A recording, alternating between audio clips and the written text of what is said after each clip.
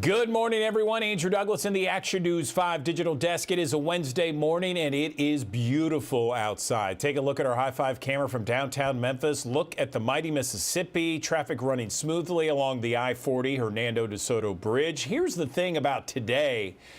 In addition to looking so beautiful outside, it's going to be warmer today. Finally, there's another shot from our High 5 camera. The sun is rising. It's going to be close to 60 degrees on a day that Memphis is hosting the Liberty Bowl. You know, in past years, the Liberty Bowl can be extremely cold, windy, wet, snowy, you name it. But today, it's going to be beautiful for all those Arkansas and those Kansas Jayhawk fans that are in town. We have a lot to talk to on the forecast when it comes to sunshiny weather and some rain chances. Meteorologist Brittany Bryant breaks it down for us. Good morning. Temperatures today climbing up to the 50s here across the Mid-South. It's been since December 14th, since we were this warm. 50 degrees at noon. By 1 o'clock, we're at 53. Partly cloudy to mostly sunny today. If you're going to the AutoZone Liberty Bowl, great day for that. Upper 50s at kickoff, still in the lower 50s through the end of the game. We'll be a little bit breezy today. Southeast winds coming in anywhere between 10 to 15 miles per hour for sustained winds, but gusting up to around 30 miles per hour. You'll really start to feel those winds kicking up probably between 11 a.m. and 1 o'clock today, and then still breezy tonight with wind gusts close to 25 miles per hour this evening. But your high today is 58 degrees. Low temperature tonight around 50. That puts us above average for our highs and our low temperatures tonight. We'll be dry all day today, but then by tomorrow morning, a few showers start sneaking in. A cold front will approach the Mid-South. It falls apart when it arrives. That's why it's not going to drop temperatures, and also why I'm not expecting any severe weather, but a 60% chance of rain on Thursday, 80% chance on Friday. Still a few showers early Saturday as well. First alert futurecast at 8 o'clock in the morning here on Thursday. Showers start developing, so you'll have scattered showers during the day. This is new. Notice a few downpours mixed in there, some heavy rain over towards Ashland, maybe over towards Helena, light rain in Memphis. So you'll have some periods where you don't see any rain on Thursday, especially in the late afternoon, early evening. This is 7 p.m. Heavy rain in eastern Arkansas, and it looks like that rain will continue to push east, so that by the time we get to late morning, 10 a.m. here on Fridays, which we're looking at, we'll have heavy rain back in Memphis and into northwest Mississippi, and rounds of rain all day Friday. You'll notice here as I went through time, the heaviest rain for that day, for these days, is in eastern Arkansas. So rainfall totals will probably be around 2 inches there, might be 1 to 2 inches for the rest of the Mid-South over that 3-day period. We're already about a 1/4 inch above normal for the month of December, so with rain over the next few days, that will bring that up even more here in the Mid-South. Your first alert weekend forecast: 65 degrees is the high on Saturday, a warm 66 for the first day of 2023 on Sunday. We'll have rain early Saturday, but then as we get later in the day, we'll start to dry out. So it does look like we'll be dry for New Year's Eve night. 6 p.m. on New Year's Eve, 56 degrees. We're still in the mid-50s at 9.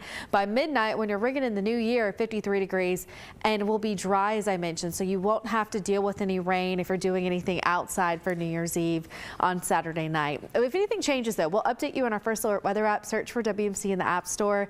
You can download that for free. So here's that First Alert 7-day forecast. 58 degrees today, 63 on Thursday. We're at 60 degrees on Friday, mid-60s over the weekend, and we hold on to some warm weather at least for the start of next week. A cold front will move through on Monday, and that could bring us our next chance for some strong storms, but upper 60s Monday, 62 Tuesday. We'll probably be back down to the 50s, though, by Wednesday. All right, remember, a boil water advisory remains in effect for people who get their water from MLGW. This does not include people who live in Bartlett, Germantown, Collierville, or Millington. Those municipalities have their own water systems. So MLGW water customers must boil their water for at least 3 minutes before using it to drink, cook, clean, or brush your teeth. It is safe, though, to take a shower. Let's talk about the impact of so many areas across Memphis and the Mid-South due to the water issues. Some people don't have any water at all. Those who do, well, some of those water customers, they have to boil it for at least 3 minutes, as we've been mentioning. So the president of MLGW is saying we are headed in the right direction. Action News 5's Joyce Peterson has a look at the progress and how some are adjusting to it all. Take a look. At Alchemy in Midtown, owner Nick Scott knows how lucky they are to be able to open up the restaurant. A lot of, colleagues of mine, they're not able to flush the toilets. That's an issue.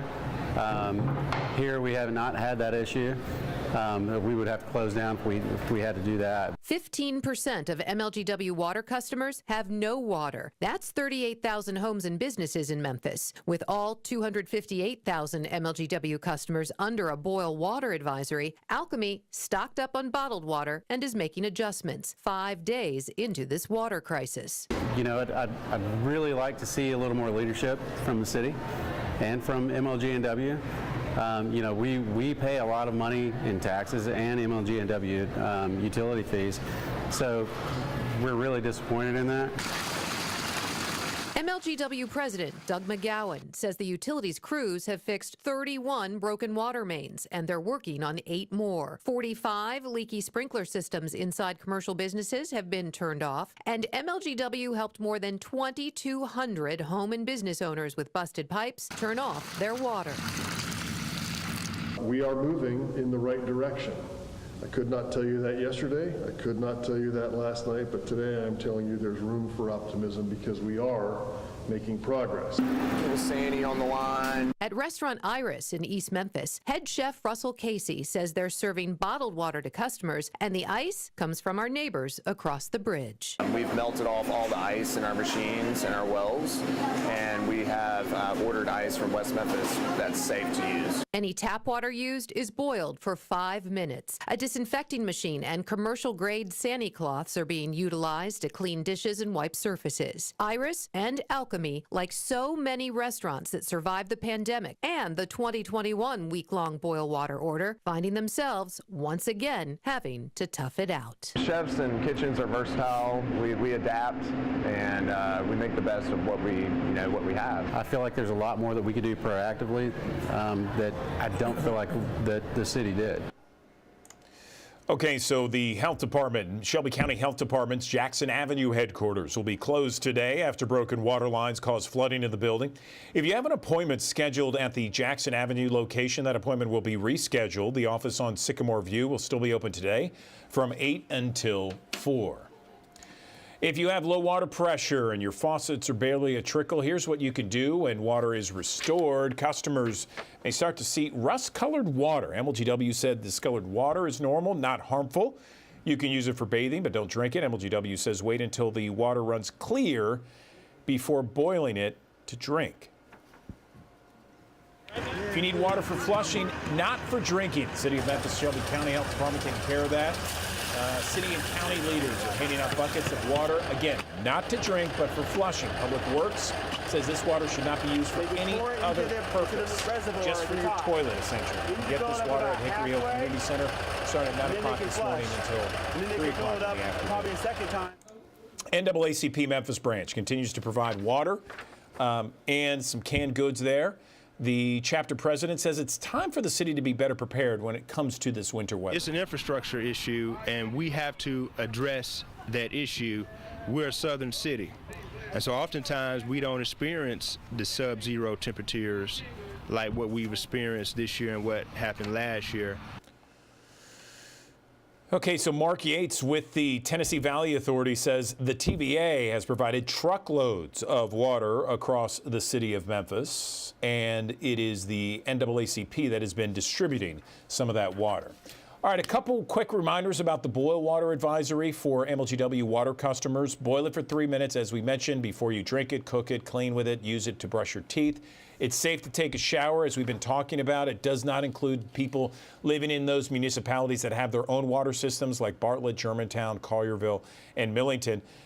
And MLGW said in order to restore that low water pressure, water outages, they need your input. You can call the 24-hour hotline, 901-528-4465. You see it there.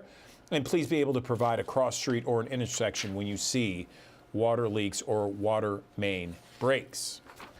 All right, let's talk about the Oak Court Mall. The Oak Court Mall still open for business in East Memphis. It is going up for auction later today. The owner of the mall group, the Washington Prime Group, filed for Chapter 11 bankruptcy to pay down the $1 billion in debt. So the auction is expected to start at noon. It'll be at the Shelby County Courthouse. Garbage pickup across the Memphis area is running days off schedule, so city leaders say crews are working to get overtime to get the week back on track. The city asked for patience, saying service will not be fully restored until this Saturday. You're asked to leave your cart at the curb until it is collected. Busy week for holiday gift exchanges and returns. Shoppers are going all over the place to swap out what they did not like for Christmas. It's a major rush for many business owners as well. To get the most out of your returns, here's some suggestions. Save your receipts. Think before you open. Keep all items in their original packaging. Do not return items that have been used. Bring your ID with you, of course. And then always practice kindness. Buy early. Start shopping last year. Start shopping now for next year, so that maybe you just don't get into all that rush. But yeah, come on in. Just start your day as early as you can. Another thing to keep in mind, electronic systems typically have a shorter return window, so you want to return those first. All right, we've been talking about this. The cost of a used car finally going down. You can still cash in on your pre-owned ride as prices are well above where they were just 1 year ago. Watching Your Wallet report now, Rachel DePompa shares what you should know if you're looking to sell sometime soon. Take a look. The average price of a used vehicle has fallen for 4 straight months, according to automotive research firm Edmunds. But we're still far from having relatable prices. If you are looking to sell your vehicle, Cherry Dale, a financial coach with the Virginia Credit Union, says it's all about your goals. Number one, are you trying to sell it quickly, or are you trying to get the most amount of money out of your sale? You can do both, but it can be a tricky process. Dale says be realistic about your car's condition. We drive them a lot, and we may be used to how they look inside, but your vehicle's actual condition might mean it doesn't quite match that Blue Book suggested price. So Dale says if you are trying to sell quickly, go in at a lower price. If you are not in a hurry, price it higher. And she says going to a dealer to sell has its advantages. You might not get the best price, but it's quick. They can help with the paperwork, and it's relatively an easy process. If you sell your vehicle privately, be safe and make sure you think about where you are meeting a person or if you are inviting them to your house to see the vehicle. Have someone else with you. And if you're receiving a lot of money for your vehicle in that sale, have the buyer get a cashier's check from a financial institution or credit union just to make sure that check is legitimate. With this, Watching Your Wallet, I'm Rachel DePompa. Okay, I've split the screen here on the Action News 5 digital desk to give you a real-time view from the MDOT traffic camera here.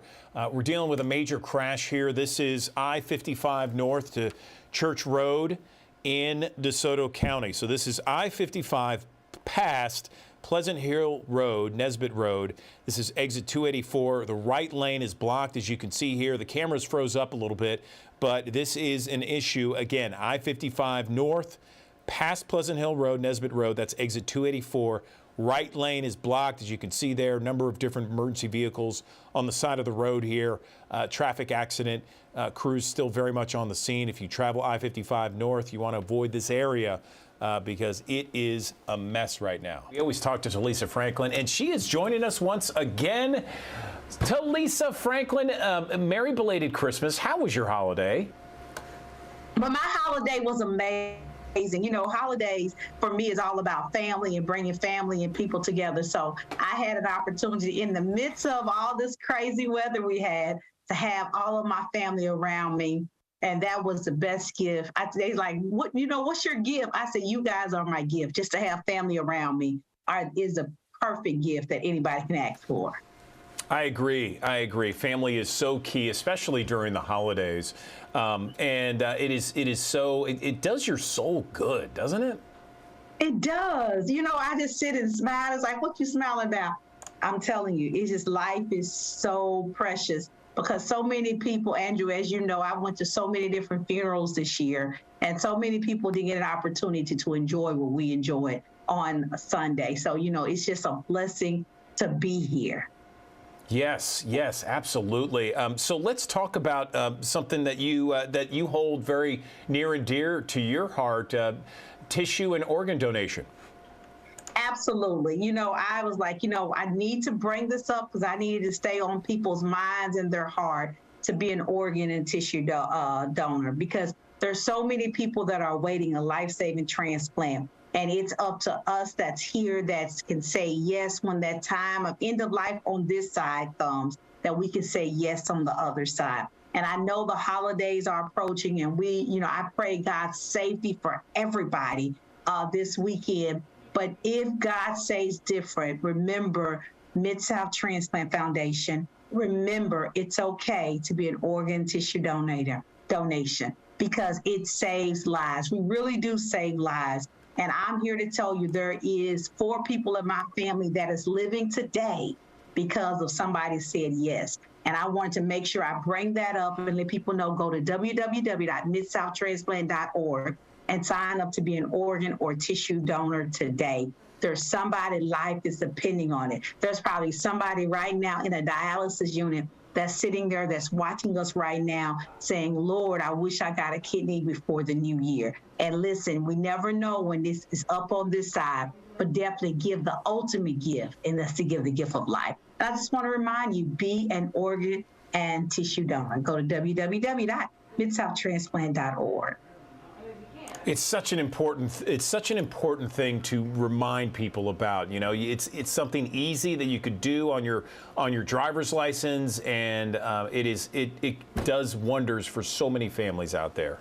Absolutely. Just put that little heart on your license, and hey, your wishes will be honored. It's a great day. This is our last Tuesday of this year, and we go over to 2023. It's going to get greater, Andrew. It's going to get greater.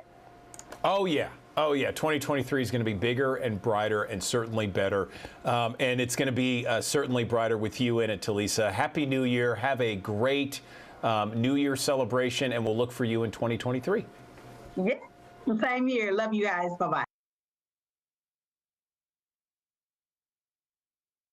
Andrew Douglas here in the Action News 5 digital desk. According to the American Veterinary Medical Association, approximately 1 in 4 dogs, that's 25% of them, will develop a tumor at some stage in their life. Now, here to talk to us about the first of its kind National Canine Cancer Registry is Dr. Susan Ettinger, a veterinary cancer specialist, and Lisa Conte. Ladies, thank you so much for joining us. So let's hear about the first Gallup survey and how this all works. Yeah, so the Gallup poll was a survey of over 6,000 people, and about 67% of them were dog owners. So much information was collected. One of the interesting findings, we're looking at the prevalence and incidence of dog cancer. And the prevalence in 2021 for dogs was about 3.4%, which is less than 5% in people. What's so interesting and scary was the incidence. So newly diagnosed cancer cases in dogs was 2.8%, which is 5 times what we're seeing in people, which is 0.57%. So we really need this registry so we can understand why we're seeing so much cancer in dogs. We do know that it's unfortunately the #1 reason that dogs will die. So the registry is a long-term commitment, and it's all about information, about data, about facts. So we can have a better opportunity to assess the risk of cancer in our dogs, which we're hearing is the #1 killer in dogs. And also, so we have the best opportunity for early diagnosis, prevention and treatment options, and overall to provide the best care and comfort to our doggy friends. So the registry is a retrospective. It started with a review of over 35,000 medical records, and we're reviewing that information for cancer diagnosis, looking at information like the breed of the dog, gender, location, so where do they live, and then all that is entered into a secure database. It's de-identified, so it's all anonymous. And then we're going to continue to collect information, and that's where we need help of the veterinary community, so veterinary clinics can upload information. And if you're a pet owner with a dog that's been diagnosed with cancer, you can also upload your pet's information. And again, everything will be anonymous and it's all free. So we're launching the registry today. So the response that we have from the Gallup survey, 80% of the respondents want a registry. They understand how important this is to be able to take the best care of their dogs, take the best care of their whole family. Dogs that when a pet owner gets the diagnosis of cancer in their dogs, about 70% of the time they go into depression. And you think of these dogs are so important for our emotional health, and it sort of reverses that role. So it's takechargeregistry.com. That's where this information can be uploaded. This is the first of its kind in the United States. Registries exist in Europe. So this is a long-term commitment, and we're going to continue to upload data and continue to look at the progress that we're making in treating cancer in dogs, hopefully part of the benefit of having this registry. All right, let's talk about diabetes for a minute. Roughly 37 million Americans, that's 11% of the U.S. population, have diabetes. It occurs when a person's blood glucose, also called blood sugar, is too high. And people of all ages can have diabetes. If untreated, it can damage the eyes, the kidneys, nerves, heart. It's linked to some cancers as well, and it is National Diabetes Month. We're joined now by Dr. Griffin Rogers. He's with the National Institutes of Health. He's the director of the National Institute of Diabetes and Digestive and Kidney Diseases. Dr. Rogers, good morning. How are you? Good morning. Thanks for having me on your show. Appreciate you being here, and I know that Tennessee, Mississippi, and Arkansas is our coverage area, and I know our region has a higher population of diabetes. Let's talk about how our area kind of fares with diabetes and maybe some key risk factors. Yeah. So yes, you cited the number of 37 million Americans with diabetes, or about 11% of the U.S. population. That includes both adults and kids. In Tennessee, for example, the prevalence is about 12.5%. So you're higher than the average. In fact, Tennessee ranks 6th highest in the U.S. In terms of all the states. And, Mississippi and Arkansas are higher than average as well. What are some of the risk factors that accounts for those high numbers in the states that you have coverage? Well, one thing is the prevalence of diabetes runs in families. And so as a family member that has it, there's a greater risk that their children, their cousins, and others might develop it, their first-degree relatives. The other major risk factor is obesity, or being overweight or obese. And for example, the prevalence of obesity in the state of Tennessee is about 35%. That again sort of puts Tennessee at one of the higher. In fact, it's the 19th highest state in the U.S. with respect to obesity. Other risk factors include certain racial and ethnic groups. African Americans, Hispanics, Native Americans have a higher risk of diabetes. Women who've had a previous history of gestational diabetes are at risk for diabetes. And there are several other risk factors. Let's talk about a self-care routine, because that's so important when you talk about diabetes, managing diabetes, and then that self-care routine. Yeah. So, we want to point out that even though it will take a team oftentimes to manage such a complicated disease as diabetes, certainly the patient is the most important participant in that team for care. And managing the disease is extremely important. And then preventing the complications are also important. So let me first talk about management. When we talk about management in the case of diabetes, we use the acronym ABCs. The A stands for A1C value, which is something that you hear on television, the radio a lot. It's really the average value of your blood sugar in the preceding 3 months. And for people with diabetes, we strive to keep that number or get that number as close to 7% as we can. The B stands for blood pressure, because blood pressure, high blood pressure, also has a deleterious effect on the blood vessels, leading to stroke and heart disease and nerve damage and eye damage and kidney damage, for example. So keeping that blood pressure number less than 140/90 is a often and frequent goal of people management of people with diabetes. The C stands for cholesterol, and most people are familiar with the good cholesterol and bad cholesterol. Well, working with your healthcare professional is very important to keep your cholesterol numbers at your defined goals. Sometimes that might only require diet and exercise, but occasionally, particularly for people over 40, that might include the use of a statin medication. And then finally, the S stands for smoking. And stop smoking is very important because both diabetes and smoking can narrow the blood vessels and lead to tissue damage, such as in the kidney and the heart and the brain and other places. So that managing the ABCs are vitally important. Now, for prevention, people with diabetes oftentimes suffer from infectious complications. And particularly going into the fall and winter months, one thinks about being vaccinated for things such as the flu and COVID-19, getting that booster, and also pneumococcal disease. So working with your healthcare professional to make sure that your vaccinations are up to date are very important.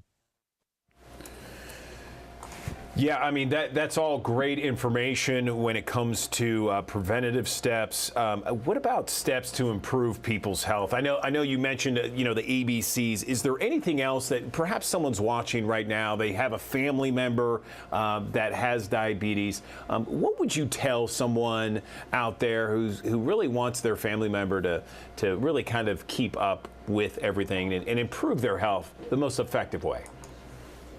Sure. Well, in addition to managing in the way in which we just described, of course, if they have a family member that they're concerned about who has not seen a healthcare professional, of course, having a family member puts one at a greater risk, particularly if they're overweight. They should go in and be checked out by their healthcare provider, check their blood sugar and the like. If it turns out that they're safe, then things like, increasing your physical activity and reducing the weight if they are overweight are vitally important, not only for the prevention of diabetes, but other chronic diseases. Of course, they may be found to not have diabetes from their blood sugar, but they could have a condition called prediabetes. And while we mentioned that 37 million Americans currently have diabetes, there are another 96 million who suffer with prediabetes. That's a condition in which your blood sugar isn't exactly normal because it's high, but it's not high yet enough to label you with diabetes. And randomized controlled trials have clearly indicated that reducing one's body weight by 5 or 7% through diet and exercise can greatly reduce your risk of going from pre-diabetic state to developing diabetes. So prevention in that case is very important. Okay, doctor. Well, you've mentioned so much that's very helpful to our viewers out there. Where can they get some of these guidelines, maybe a website?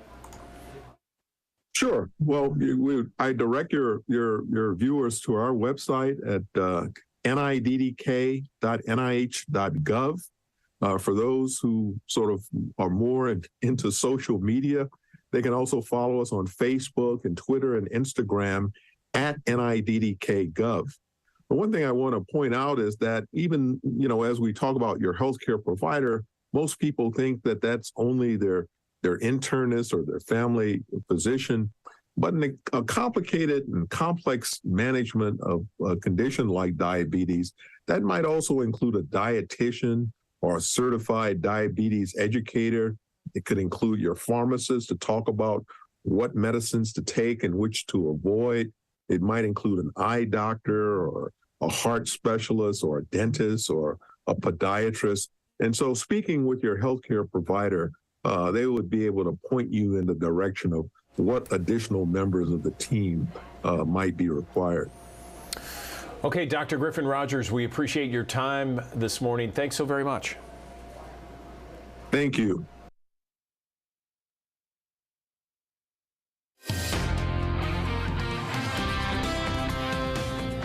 Good morning. Temperatures today climbing up to the 50s here across the Mid-South. It's been since December 14th, since we were this warm. 50 degrees at noon. By 1 o'clock, we're at 53. Partly cloudy to mostly sunny today. If you're going to the AutoZone Liberty Bowl, great day for that. Upper 50s at kickoff, still in the lower 50s through the end of the game.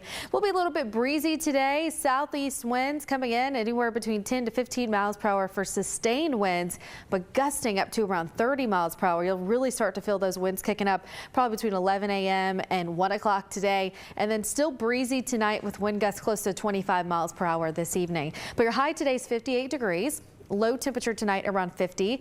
That puts us above average for our highs and our low temperatures tonight. We'll be dry all day today, but then by tomorrow morning, a few showers start sneaking in. A cold front will approach the Mid-South.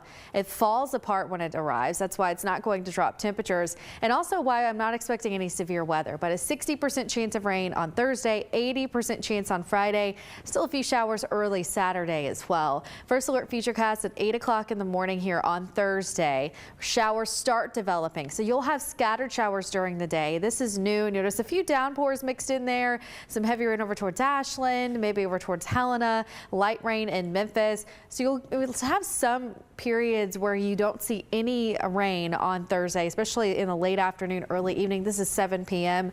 Heavy rain in eastern Arkansas, and it looks like that rain will continue to push east, so that by the time we get to late morning, 10 a.m. here on Fridays, which we're looking at, we'll have heavy rain back in Memphis and into northwest Mississippi, and rounds of rain all day Friday. You'll notice here as I went through time, the heaviest rain for that day, for these days, is in eastern Arkansas. So rainfall totals will probably be around 2 inches there, might be 1 to 2 inches for the rest of the Mid-South over that 3-day period. We're already about a 1/4 inch above normal for the month of December, so with rain over the next few days, that will bring that up even more here in the Mid-South. Your first alert weekend forecast: 65 degrees is the high on Saturday, a warm 66 for the first day of 2023 on Sunday. We'll have rain early Saturday, but then as we get later in the day, we'll start to dry out. So it does look like we'll be dry for New Year's Eve night. 6 p.m. on New Year's Eve, 56 degrees. We're still in the mid-50s at 9. By midnight, when you're ringing in the new year, 53 degrees, and we'll be dry, as I mentioned, so you won't have to deal with any rain if you're doing anything outside for New Year's Eve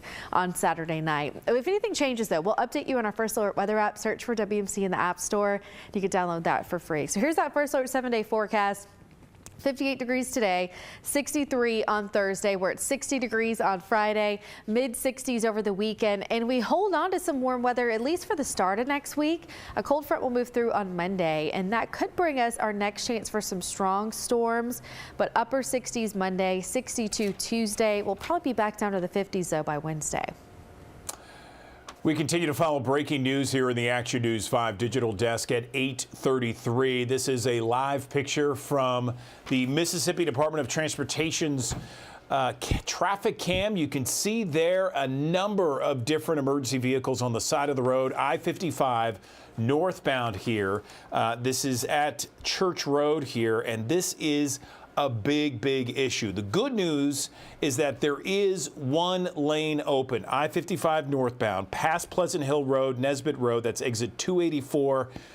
There is that one lane still blocked at this time. The right lane blocked, headed northbound. We actually have one of our producers stuck in the mess right there trying to get to work here in Memphis, and she's been telling us the issues. They were at a standstill for almost 30 minutes. Now it's, as you can see, slow moving at this time. Again, northbound, I-55 at Church there, just past Pleasant Hill Road, Nesbitt Road, exit 284. Right lane still blocked. Number of different vehicles there because of a crash. We'll continue to follow this here in the Action News 5 digital desk. Right now, I want to get to an interview that my colleague Amanda Hansen did with the commercial appeals food reporter, Jennifer Chandler.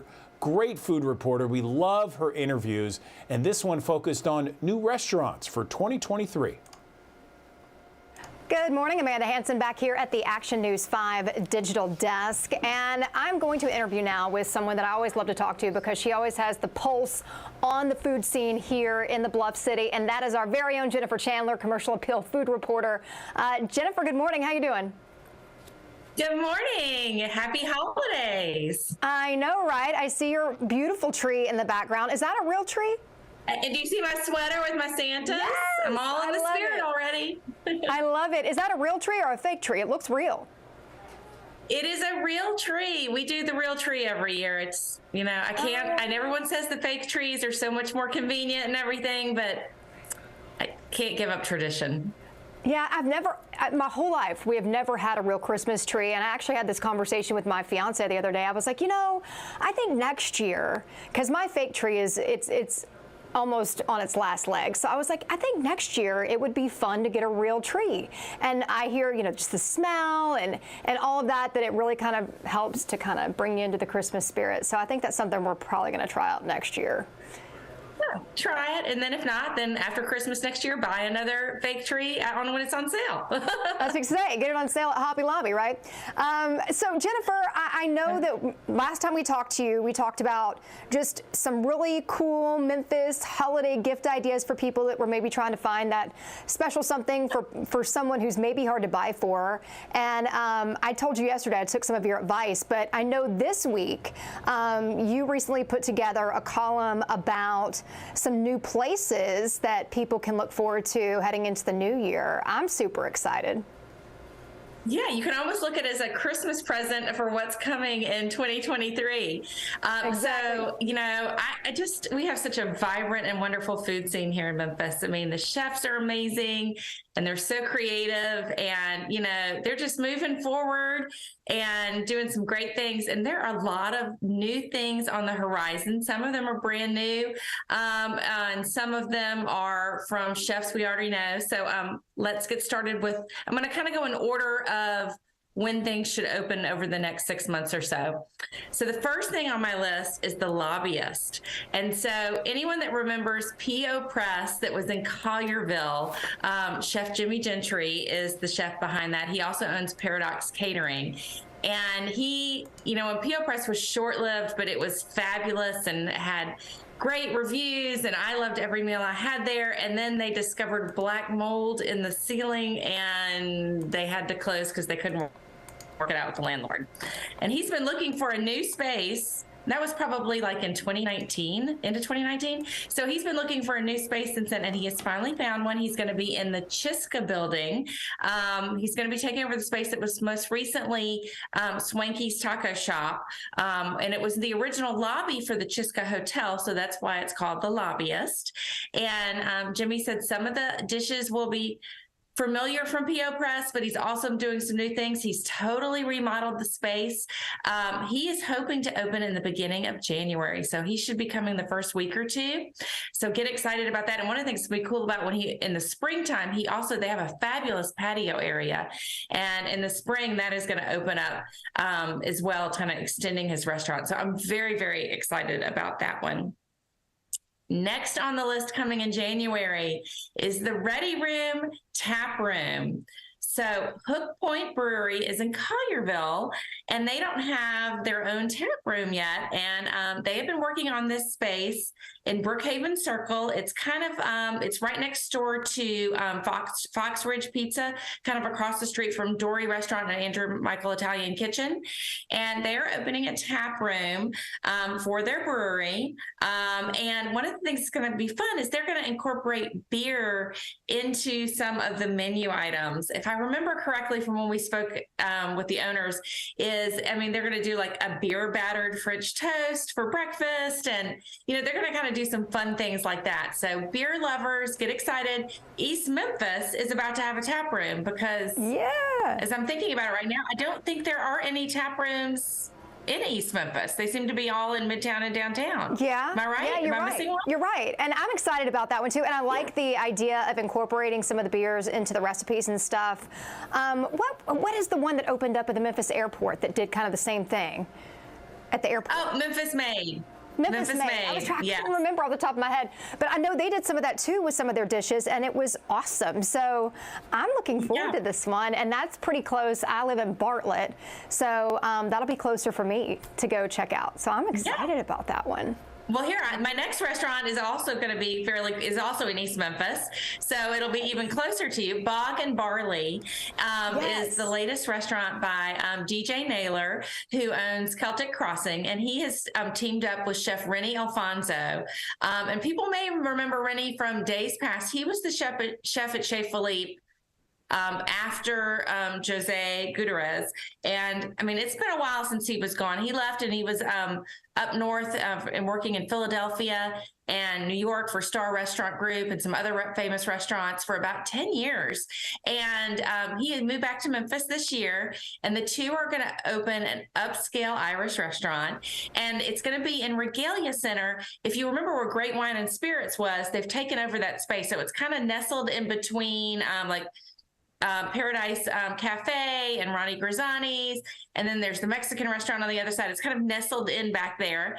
And one of the things that they're doing that's very cool is DJ and his wife have gone to Ireland, and they have hired somebody who's created all the millwork, like the bar and different things without the restaurant. It's all being made in Ireland and shipped over. So it is going to be a very authentic, unique space. And he says he will be open before St. Patrick's Day. That is his goal.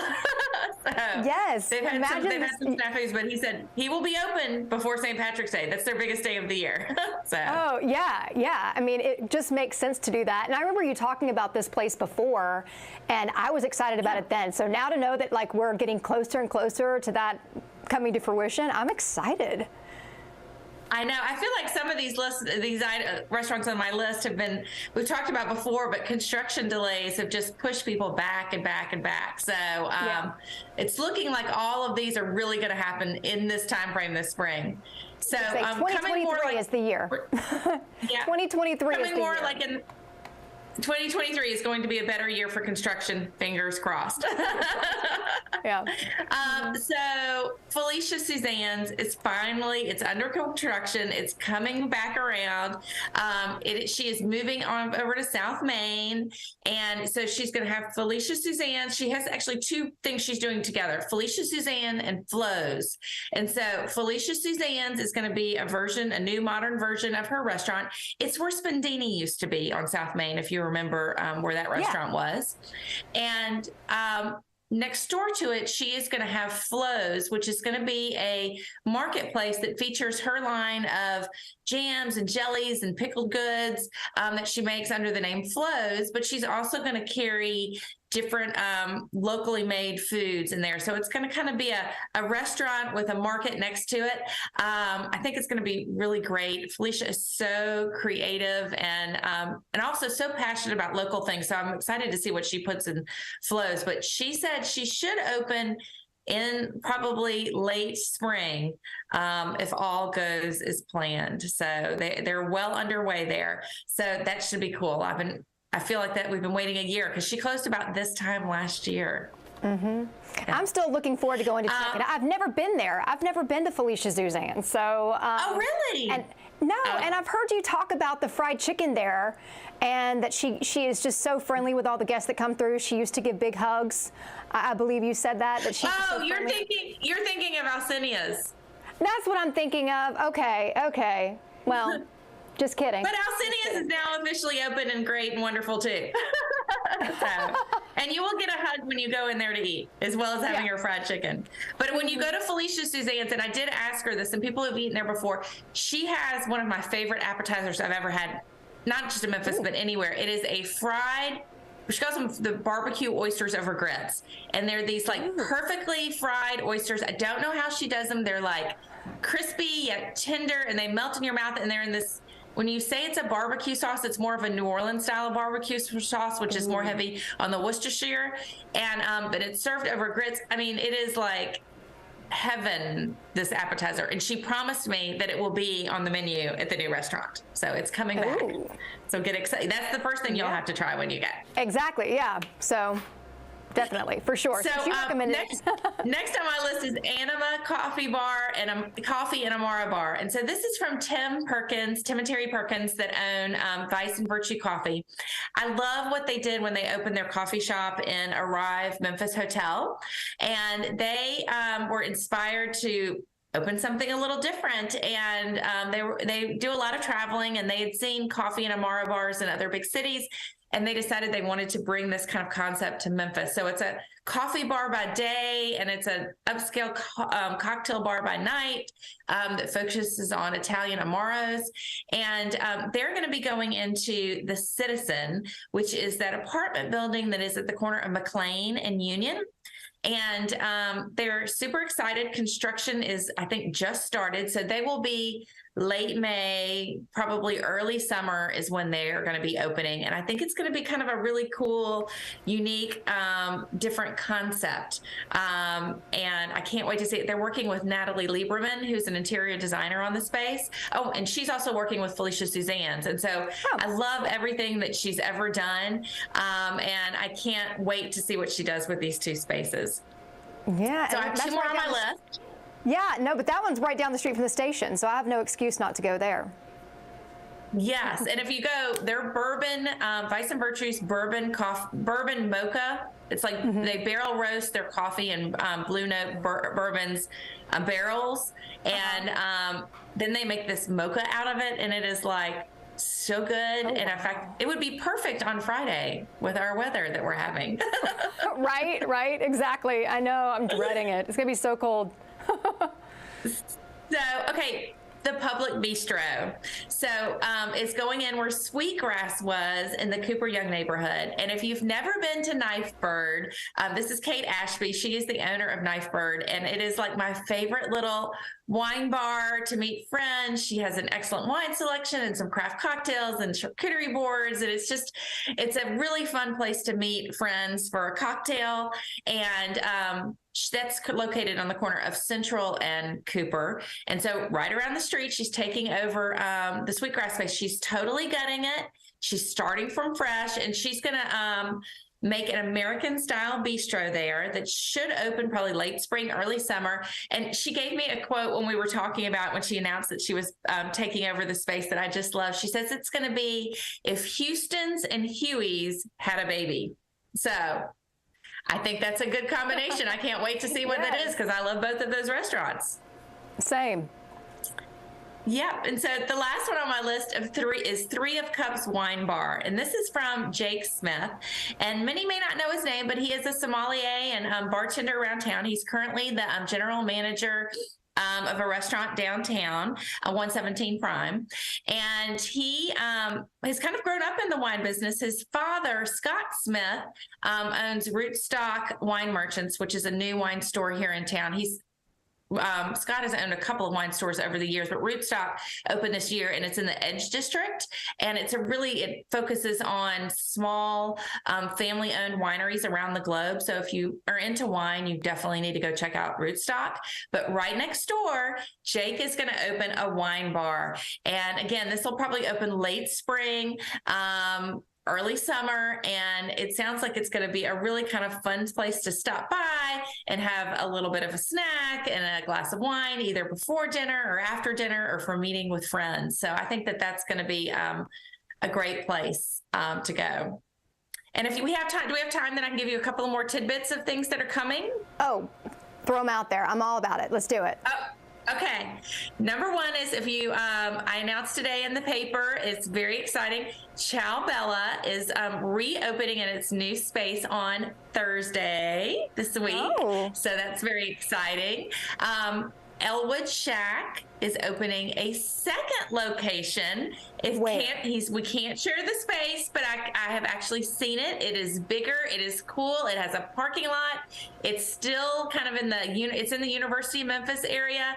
But he's gonna have a coffee bar and be able to serve more things. And I think it's going to be a really great addition to his business. Mm-hmm. Front Street Deli. It has been put on hold, the remodel, because they were doing the historic building that it sits in at the corner of Union and Front was having work done on the facade. That is now done. So they're starting to work on the interior. So Front Street Deli will be back coming in the next couple of months. Chef Tam of Chef Tam's Underground Cafe is opening something new that she's working on too. It's going to be in Whitehaven, and she's not named it yet, but basically she has gone recently on a plant-based diet. So she's going to, a couple of days a week, serve menu items off of her plant-based diet, but she's actually going to host other guest chefs the other days of the week, because she says she's been so blessed to have so much experience over the years. She wants to help other people own their own restaurant and learn what to do. So she's going to open up this new restaurant. Will kind of be, I hate to say incubator, but it will kind of be like a place where chefs that are wanting to get into business can go and get practice as they're getting their feet wet.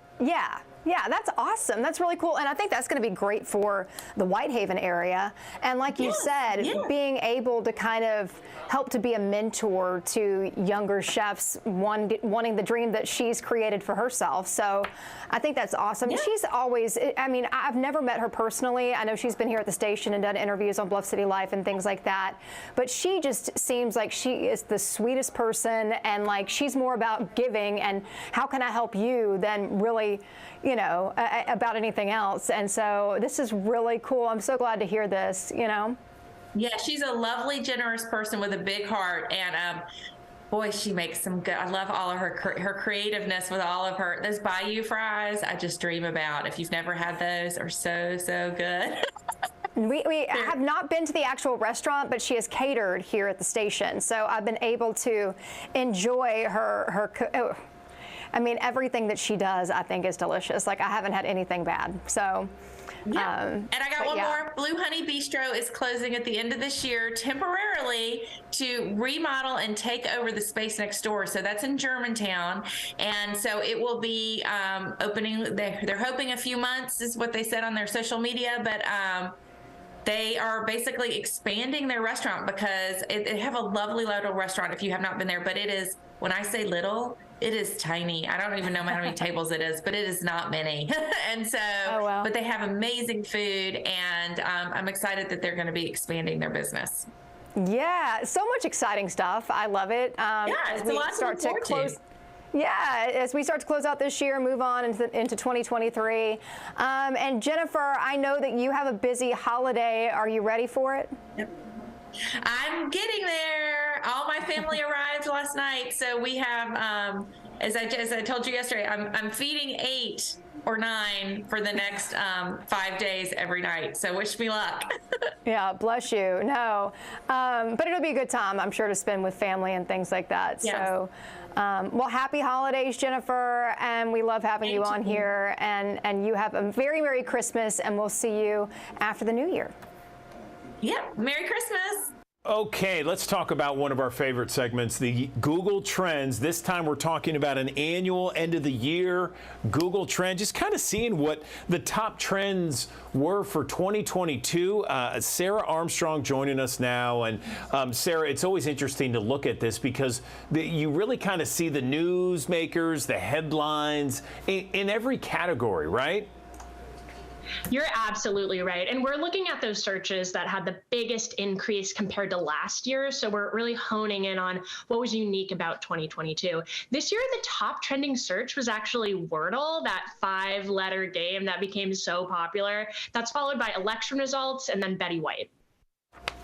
Very cool. I like that. You also have, in addition to some other categories, you have a host of categories, everything from TV shows, entertainment, headlines, people, actors, sports, that sort of thing. You also have like a category that's like all-time searchers. I was curious about that. Yes, we love looking at those searches that hit an all-time high this year. So they've never been searched at this rate before. And it really runs the gambit there. Taylor Swift hit an all-time high last month. We see some of those more pop culture searches. We also saw searches like Can I Change hit an all-time high. That was a big theme. And everything from Can I change my hair? Can I change my job? To Can I change the world? You know, it was interesting, Sarah, my producer, Amanda Hansen, and I were laughing that on the dating category of all-time searches, all-time highs, the top one was situationship. What does that say about Totally. us? That made me laugh too. And those are those situations that are not quite relationships yet. You don't know how to define it. And I guess situationship is what we've all come to. Awesome. You know, and I'm just kind of curious, could you go back and look and just see, I would think for the majority of these searches, you go back and you look at the news cycle and then you see, you know, just kind of the Google searches headed in that similar direction. Were there some that just kind of surprised you and just kind of popped out of nowhere, like a situationship? Right. So for the news cycle, it's usually things that are really big in the news and trending and folks are looking for it, like Ukraine, for example, was one of our big searches there. What I thought was interesting is that folks were interested in a lot more than just the war in Ukraine, which of course drove that cycle. But in terms of cuisine, Ukrainian cuisine was actually the top trending search cuisine this year. A lot of folks interested in that culture. So you get a kind of a deeper analysis into what folks are interested in there. You know, something else that was interesting was that one of the songs, you know, you're looking at all these songs, most of them are current songs, but then you have Running Up That Hill by Kate Bush. Well, that was made very popular this year by Stranger Things, and both of them, of course, very, very much at the top in their categories. Definitely. Stranger Things, very popular with a new season dropping again this year. And you're right, Running Up That Hill, it hit an all-time high, I think, during the month that Stranger Things was on, which was very exciting. The other movie and song list that we saw a lot of popularity around was Encanto. That reaches the top of the movie list, and it actually shows up 3 times on our top trending song list, the top trending song this year being We Don't Talk About Bruno. Interesting. All right. So anything else that really kind of shocked you here? I'm just looking at most things, you know, election results, Queen Elizabeth, Ukraine, Powerball numbers, that sort of thing. You know, most of those are fairly, you know, predictable, I guess. What about something that may have been a little unpredictable? More things.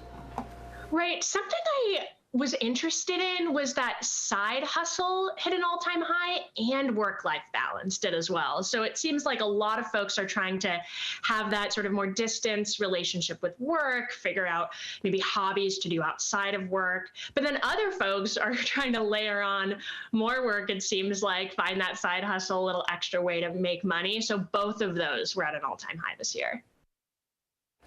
I'm curious, like in sports, okay, so all-time high, how heavy is the Stanley Cup? Huh.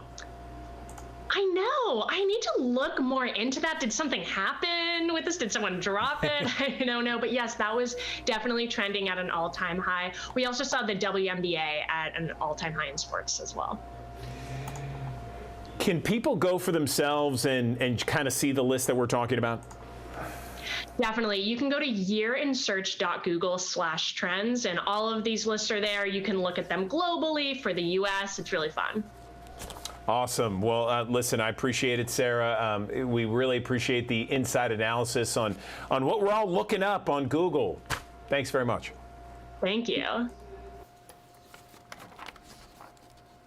Okay, so medical costs and deductibles are pricier than ever. We all know that. So consumers need to be thinking about something called healthcare diagnostics more than ever before. Let's bring in Dr. Rashonda Rahman. She knows about healthcare diagnosis.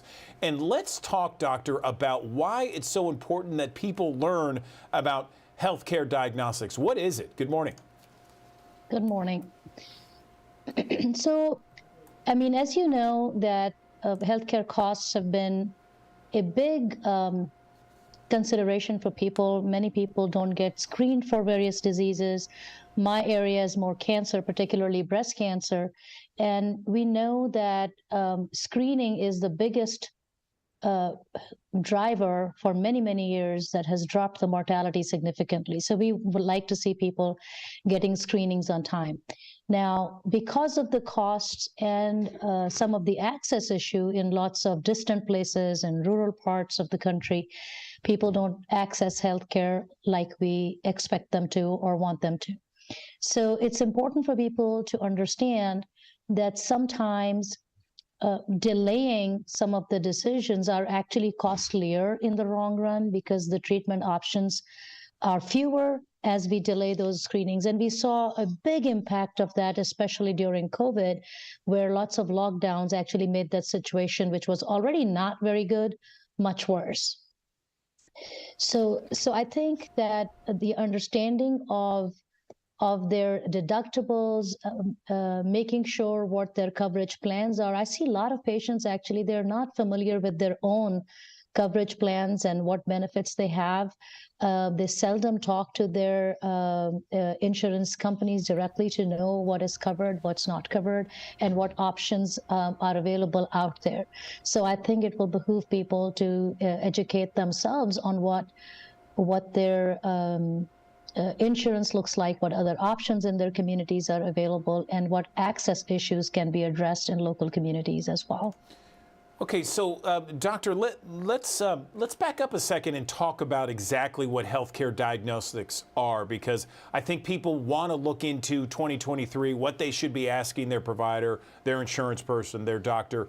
What should they be asking? Let's first describe what healthcare diagnostics is.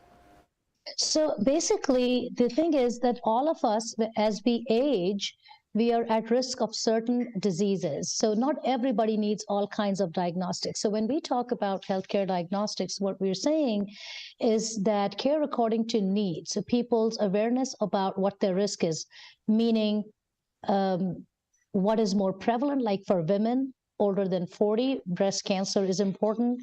Women from 21 to about 60, pap smears are very important. So basic guidelines, they're aware. Then within those areas, if they have strong family histories of certain diseases, then those are the topics they need to be talking to their physicians about. Once you decide that what disease conditions is putting you at higher risk, then the second layer is diagnostics, is what options are available for that risk. I always tell even our junior colleagues as I train them during their career counseling things, as well as the patients, is that technology is a good servant, it's a bad master. So there are lots of tests out there, lots of very pricey tests out there, but not every test is equally good or beneficial for a particular patient. So that's where the patients need to ask the right questions from their physicians to see what is the best bang for their buck, if you will. So, for example, there was a trend at one time about breast MRIs. MRI is very valuable in breast cancer, but not every woman needs breast MRI for screening. Even after diagnosis of breast cancer, not every woman needs breast MRI. Those type of things are very important to understand. Okay, and so some of these trends and some of these new technologies that you've been mentioning, how is it shaping the future of healthcare? So that's where the lots of good news is coming from. As we screen and find diseases early, again, I will use example of breast cancer because that's my area of expertise. As we find very small and tiny cancers, then the question is that we can do a lot better treatment in terms of, first of all, cure rate. Secondly, preserving cosmetic outcome and quality of life, because breast is a very important part of womanhood for people. So we don't need to perform very big surgeries. Now, the technology piece on that is if the tumor is very tiny, and first decision I have to make is, do I even need to remove it? There are some newer technologies where you can ablate and kill the tumor cells within the breast without ever performing surgery. Not all patients qualify for it. That's where you need to seek expert advice. So that's one area. There's cryoablation, radiofrequency ablation, lots of ablative techniques so you don't have scars on your breast. That's one area. The other important thing is that when the cancer is very tiny and we decide that we have to remove it, then the surgeon should be able to find the very tiny cancer. When we had big masses, you could feel and you knew where the cancer was. And that's where technology has helped. There are lots of devices that can be placed in the breast under imaging, which help the surgeon to find the very tiny tumor. There are lots of competing devices. Personally, I've liked Molly, which is a magnetic ocular lesion localization device, which is very helpful because, first of all, it's very, very tiny in size. It's most cost effective amongst what I have tried, the things that are out in the market. And what I did not realize when I started using is that it made the surgical time very short. It made the whole surgery very efficient. So the shorter the anesthesia time was, the better it was for the patient. So those type of areas, I think, is where the technology has helped us out the most. Okay, so in this new year, and as people go to see the doctor, what are some of the top questions, in your opinion, that people should be asking their doctor in terms of new treatments or diagnosis? I think that people should definitely be discussing their personal history and family history with the doctors and figure out what are they most at risk of, which cancers, which chronic diseases, whether it's diabetes or hypertension or heart disease or certain cancers. And once they have their top priorities figured out, then what is the best way to screen and get ahead of it? It will be very important. So cancer screenings are the big ones. In terms of, again, colon cancer, lung cancer, breast cancer, all those can be screen detected, but our screening rates are not as high as we want them to be. And there are lots of very accessible technologies available to find those cancers very early and treat them very early and to effect cure. So I think those areas will be very, very important for physicians and doctors to have discussions about and not delay till they are symptomatic and already suffering. Dr. Rahman, I appreciate you and all the information you've given us, to our viewers especially. Thanks so much. Happy holidays. Thank you very much. Good morning. Temperatures today climbing up to the 50s here across the Mid-South. It's been since December 14th, since we were this warm. 50 degrees at noon. By 1 o'clock, we're at 53. Partly cloudy to mostly sunny today. If you're going to the AutoZone Liberty Bowl, great day for that. Upper 50s at kickoff, still in the lower 50s through the end of the game. We'll be a little bit breezy today. Southeast winds coming in anywhere between 10 to 15 miles per hour for sustained winds, but gusting up to around 30 miles per hour. You'll really start to feel those winds kicking up probably between 11 a.m. and 1 o'clock today, and then still breezy tonight with wind gusts close to 25 miles per hour this evening. But your high today is 58 degrees. Low temperature tonight around 50. That puts us above average for our highs and our low temperatures tonight. We'll be dry all day today, but then by tomorrow morning, a few showers start sneaking in. A cold front will approach the Mid-South. It falls apart when it arrives. That's why it's not going to drop temperatures, and also why I'm not expecting any severe weather, but a 60% chance of rain on Thursday, 80% chance on Friday. Still a few showers early Saturday as well. First alert futurecast at 8 o'clock in the morning here on Thursday.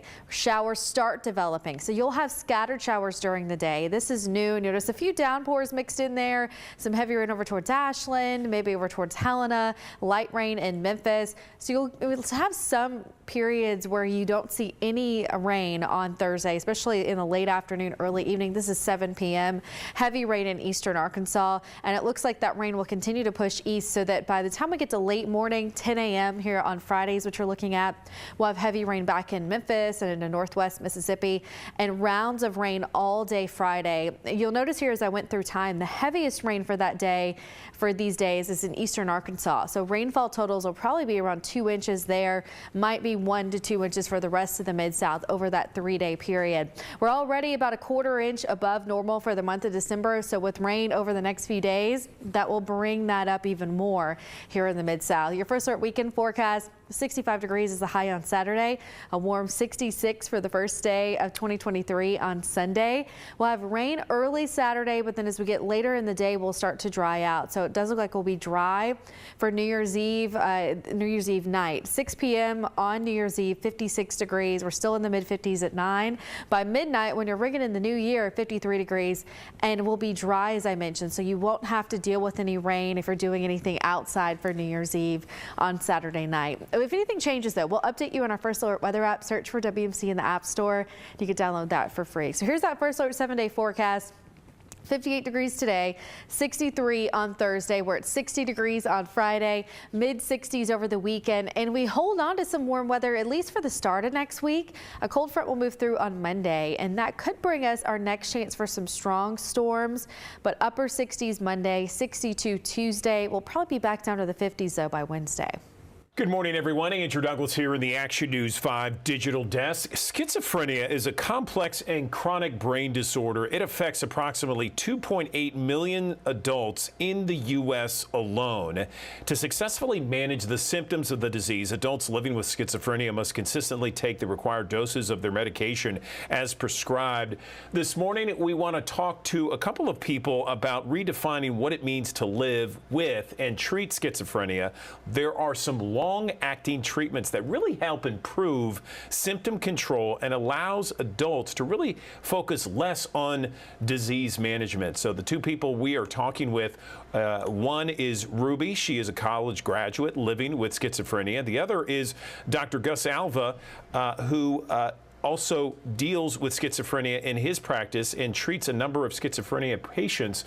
Good morning to you both. How are you? Good morning. I'm good. Good morning, Andrew. Ruby, I want to start with you. Tell us about your journey with schizophrenia and what it's been like. So it's definitely been challenging. I was diagnosed almost 3.5 years ago, and it's felt very long, like a long journey, even though comparatively it's been very short.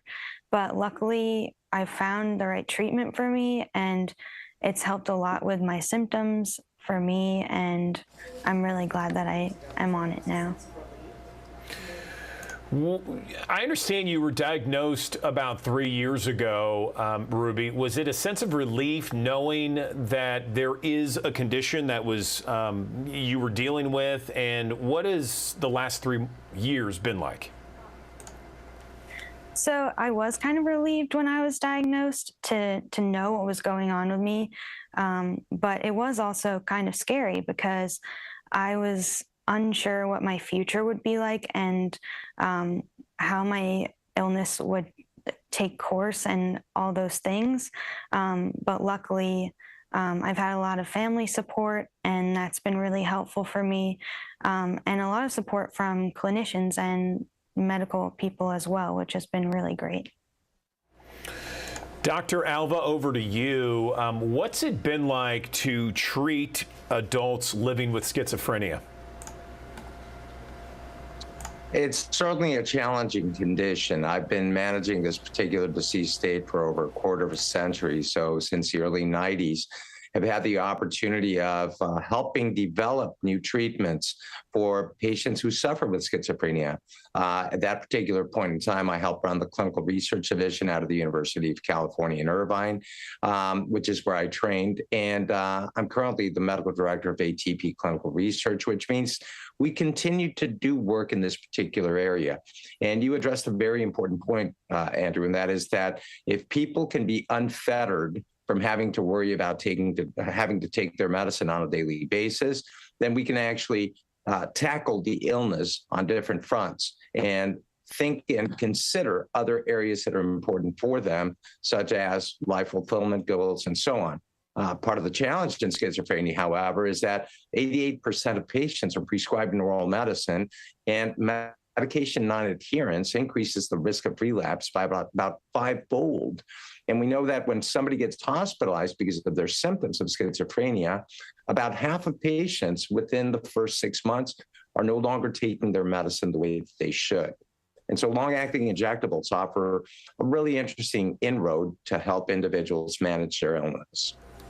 So, Doctor, let's talk more about that, the injectables, the long-acting injectables. I guess what you just mentioned is that one of the major challenges of treating schizophrenia is making sure that the patient takes their medication on time. And with these long-acting injectables, it kind of really helps just kind of be successful in terms of medicating that patient. Is it not?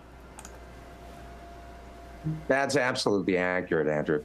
So we know that medication, counseling, self-care are all important parts of a treatment plan for somebody who suffers with schizophrenia. Obviously, this morning we partnered in with Janssen Pharmaceuticals to talk about their portfolio, which happens to be the only portfolio of long-acting injectables that offer individuals a lot of flexibility, whether it be 1 month, 3 months, or 6 months of intervals in which they're receiving their injection. The hope is to control symptoms as best as possible so that patients and their providers can then spend less time talking about taking medicine and more time focusing on longer-term treatment goals.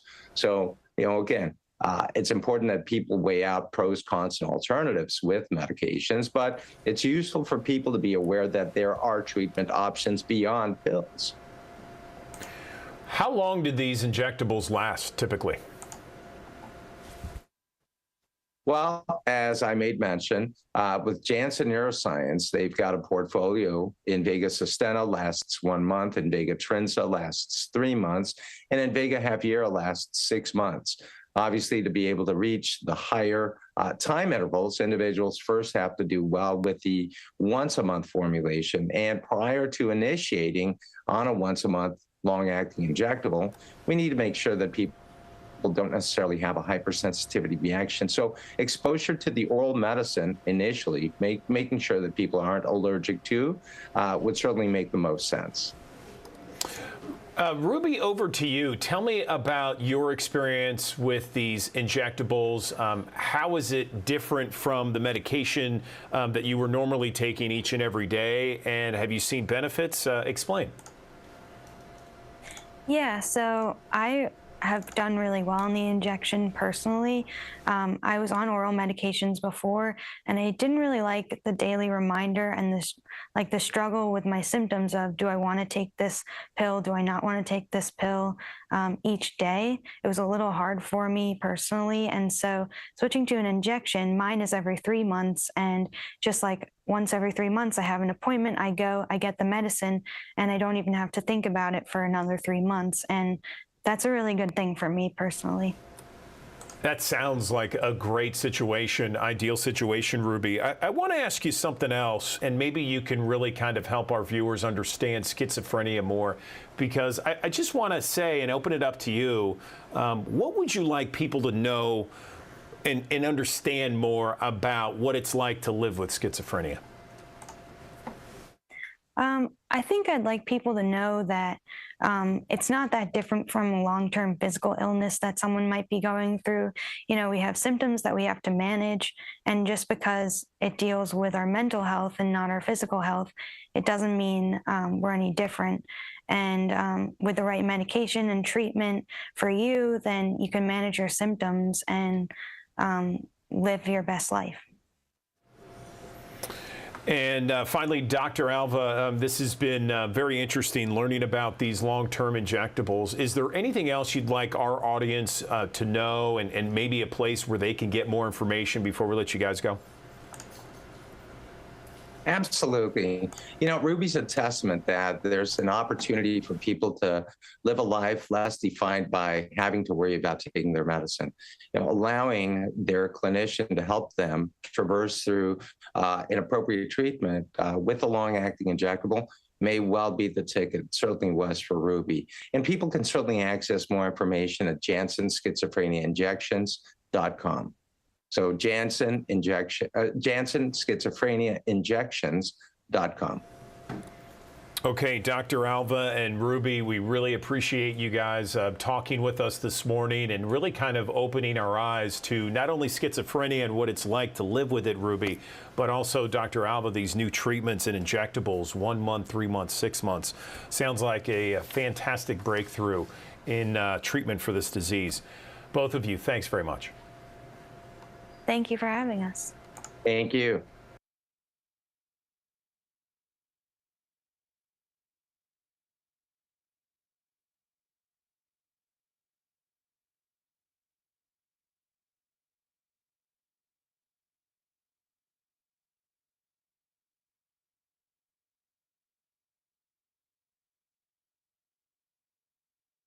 You may not normally indulge yourself, but the holiday candy, cookies, and other confections are hard to resist this time of year, and it can leave your belly a little out of sorts.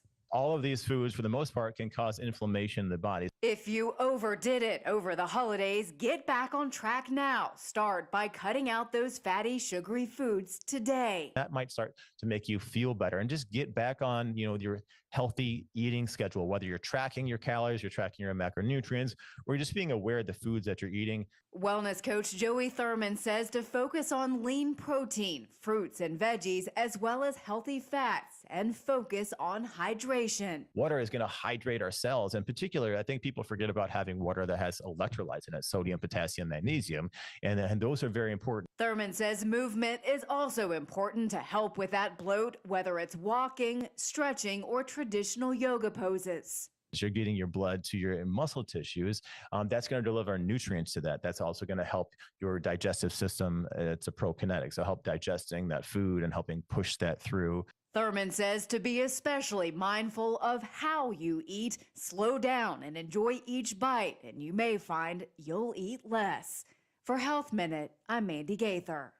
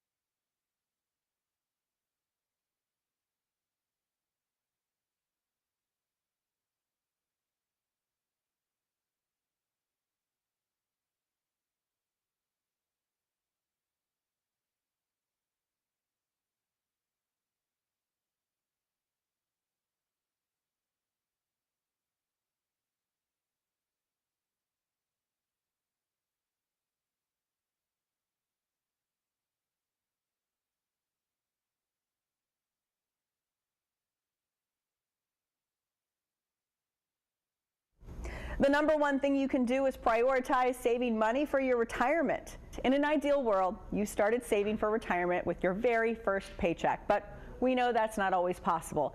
Several financial firms suggest you save 15% of your pre-tax income, but honestly, any amount you can set aside is a good start. If your work offers a 401k, take advantage. And experts at the financial website NerdWallet say only borrow against or cash out your retirement as a last resort. The number two thing you can do in the new year is save for a rainy day. You can't predict the next emergency, but you can have money on hand. $500 is a great goal if you don't have a savings account. Also, experts say keep a credit card empty so you have space on it if you really need it. All great reminders in the new year. With this, Watching Your Wallet, I'm Rachel DePompa. All right, well, I want to talk about something pretty interesting. You know, there's a lot of people that are just high performers, high achievers, and they have so many positive traits. I mean, the discipline, the resilience, focus, vision.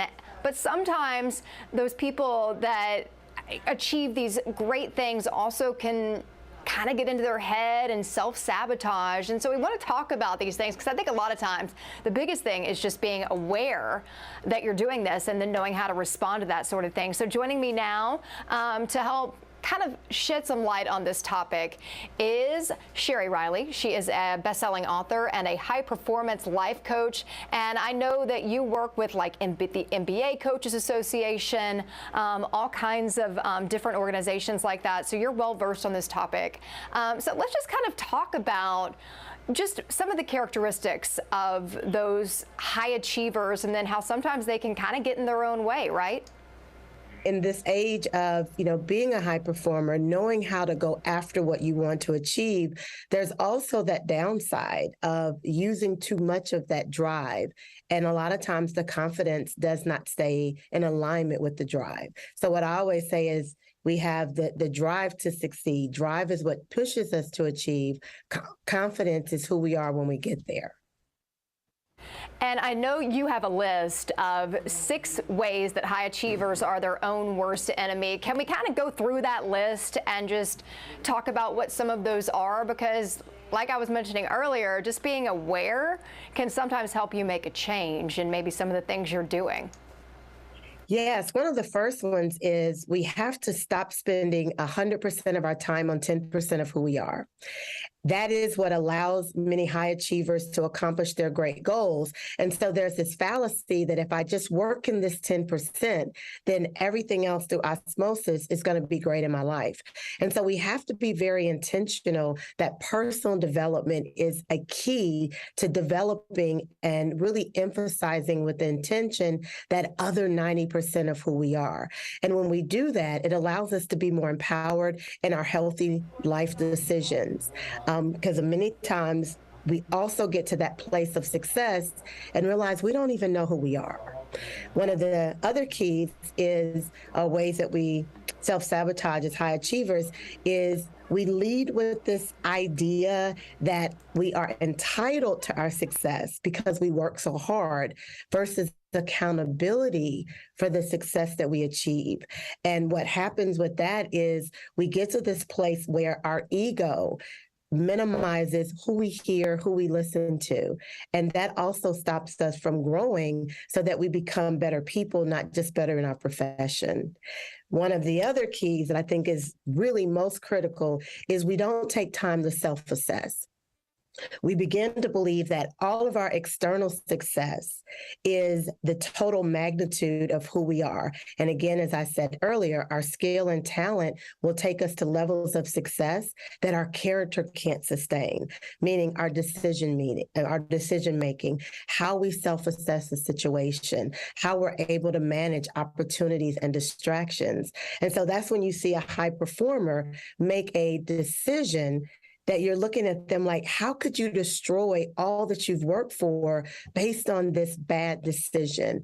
And that's because, again, our skill and talent would take us to levels of success that our character can't sustain.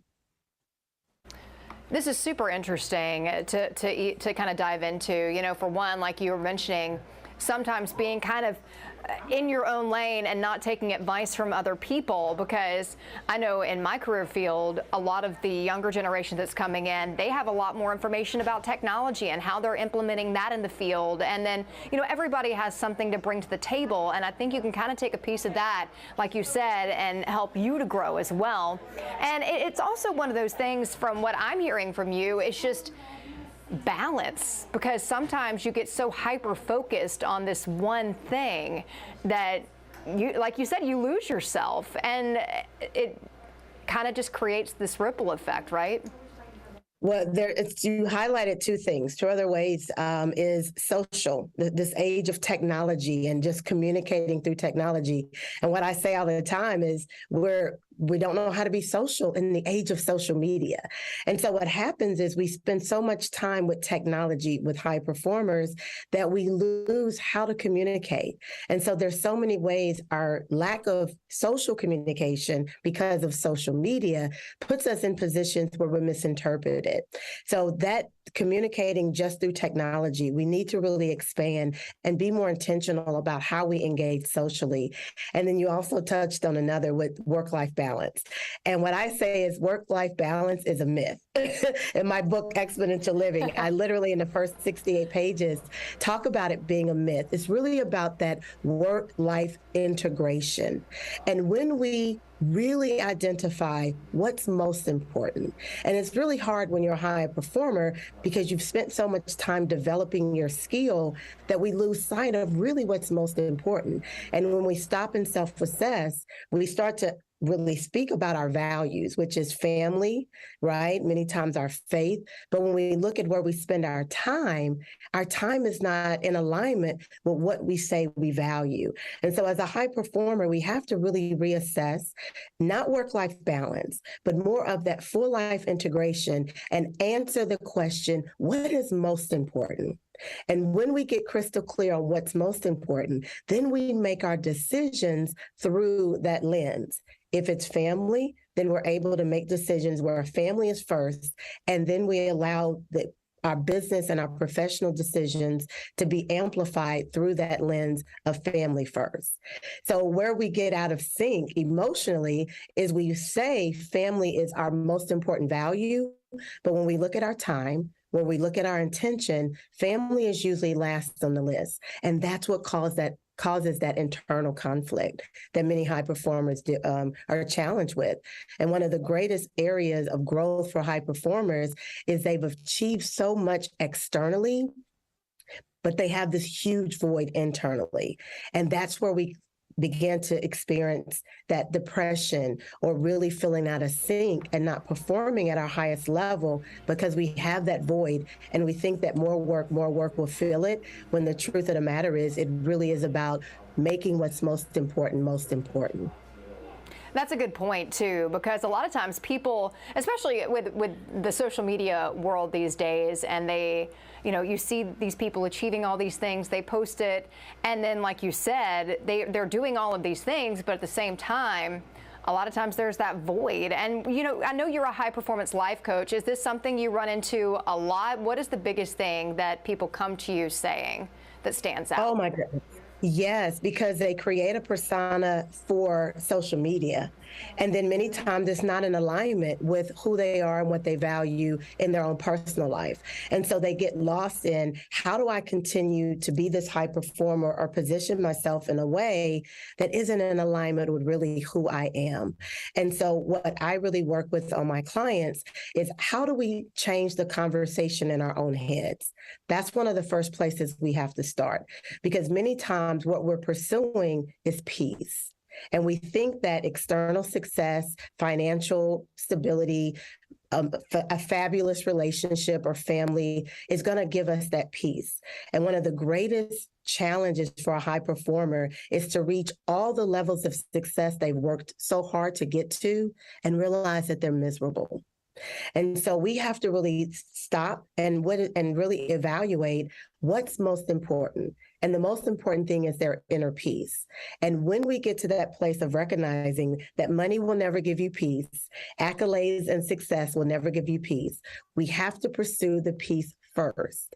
And then that empowers us to really fully enjoy the experiences of our success. And that's really where I start with my high performers, is really with that conversation in their own head, so that they can begin to really self-assess what's most important, and then make sure that they do the personal development work so that who they are professionally and who they desire to be personally absolutely align with each other. And I think it's so important to self-assess, because a lot of times you have a hard time even putting into words how you feel, why you feel, how you fix it, and that sort of thing. So sometimes taking that step back and almost kind of taking a step back, stopping, smelling the roses, where you realize, okay, this is where I need to start making changes, and this is, what's causing this problem. Is that something that you agree with? Absolutely. Gratitude heals so much of our angst so much of our anxiety, and so much of our fears is just gratitude. And with a lot of my clients, they've worked so hard to achieve their success that they've never just stopped and enjoyed where they were. And one of the areas of growth that we really focus on is never allow what you want to achieve to rob you of what you've already accomplished. Never allow what you want to achieve to rob you of the joy of what you've already accomplished. And so many times it's just allowing them a safe place to stop and enjoy the success that they've achieved while still being hungry and driven for that next level of success. And that all starts with that gratitude and really being able to appreciate what they've accomplished. Because many times the challenge is if I stop and enjoy where I am, then I'll lose that fire. I'll lose that drive. I'll lose that passion that pushed me to get to this level of success. And what I always help them understand is no, gratitude allows you to reboot. Right? All of our technology, our computers, our phones, our iPads, in order for them to be their most productive, they have to stop. They have to reboot.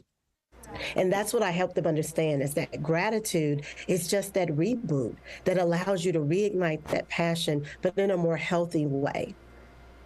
I think so many people can relate to this. And I think one of the biggest things that I struggle with that I've tried to make a point of doing more is just being fully present in what I'm experiencing. Because sometimes you get so caught up in life that you're not even fully present or fully appreciating some of those moments. Is that, I mean, do you kind of understand what I'm saying with that?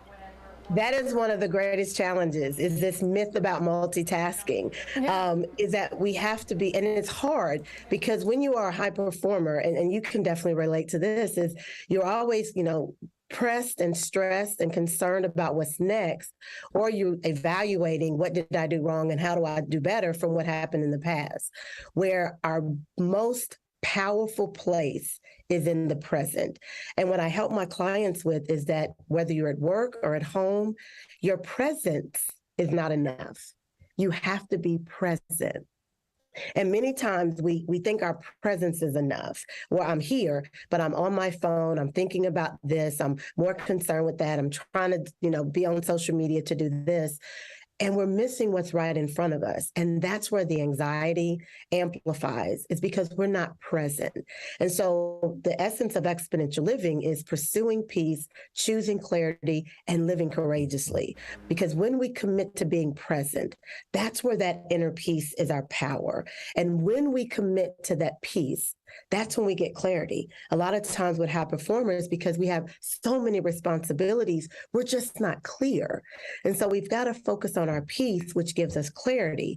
And then when you bring that peace and that clarity together, that's when you have the courage to do that inner work. That's when you have the courage to stop spending 100% of your time on 10% of who you are, the courage to self-assess, the courage to understand communication outside of technology, the courage to understand that you've got to lead through accountability and not entitlement. And so when we get to that place of peace and clarity, that's when we have the courage to make sure that these 6 ways that high performers can self-sabotage, we eliminate those and be more productive in every area of our life.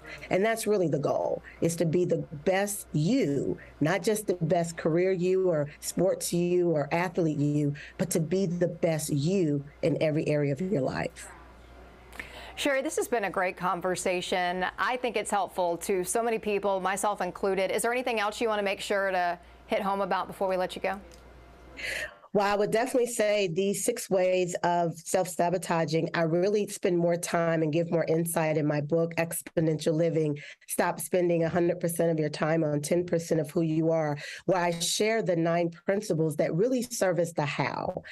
How do we really show up and really be intentional about eliminating all those areas of self-sabotage so that we can really experience exponential living? Sherry Riley, author and high performance life coach. I've really appreciated having you on here today, and you have a good one, all right? Thank you. You too.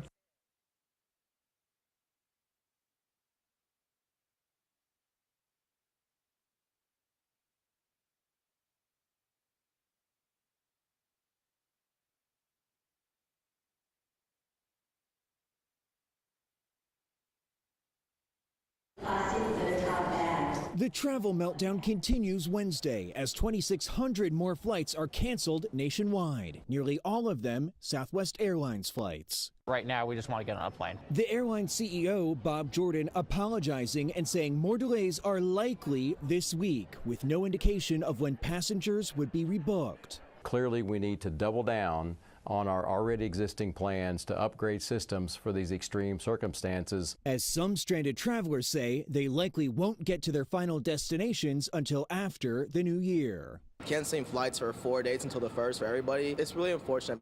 And as the travel woes leave thousands of people stranded overnight at airports or waiting in long lines, the unclaimed luggage is also piling up. Meantime, Transportation Secretary Pete Buttigieg is vowing to hold Southwest accountable for the mess he says it created, saying his department is taking a closer look at the problems and is prepared to issue fines if it's found that the airline didn't meet its legal obligations to passengers. From what I can tell, Southwest is unable to locate even where their own crews are, let alone their own passengers, let alone baggage. Southwest is blaming a series of issues that created a domino effect across the country, including last week's historic Arctic storm, aggressive flight scheduling, and outdated infrastructure. As both passengers and crew members try to make the best of the increasingly worsening situation. I'm Mike Valerio reporting.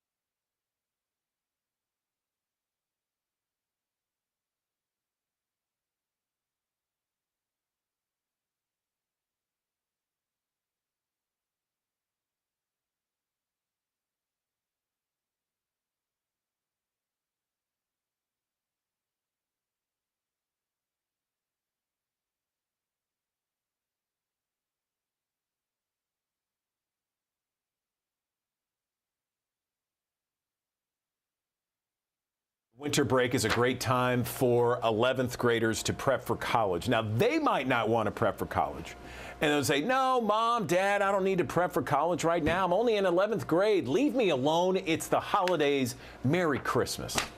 Well, hey, you got to plan ahead, right? You always have to look ahead, and you're 11th grader. You want them to go to college in most cases. And so now's a great time to prep for those standardized tests. And that's why we got our friend David Blowbaum with us here on the Action News 5 digital desk. Let me get the right screen up, David, and make sure that you and I are there on the two-shot. You are upgraded here. I see you got a mic. You got a mic screen. You are big time. I knew you way back when. How are you? I'm doing great. How are you doing? I'm doing well. So let's talk about it here, because I guess the best time to get your kid ahead when it comes to the ACT, when it comes to the SAT, is something like a holiday break, right? Yeah, so it's pretty interesting.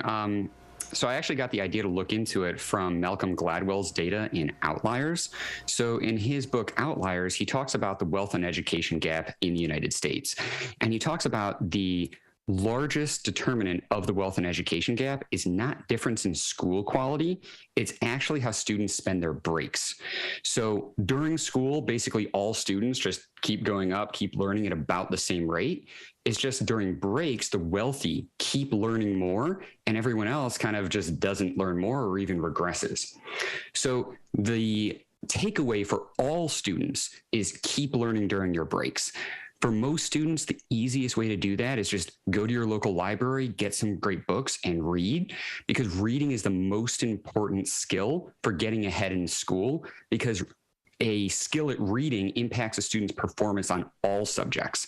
But how that relates specifically to juniors this year is the best time to study is for the SAT or ACT also is on breaks.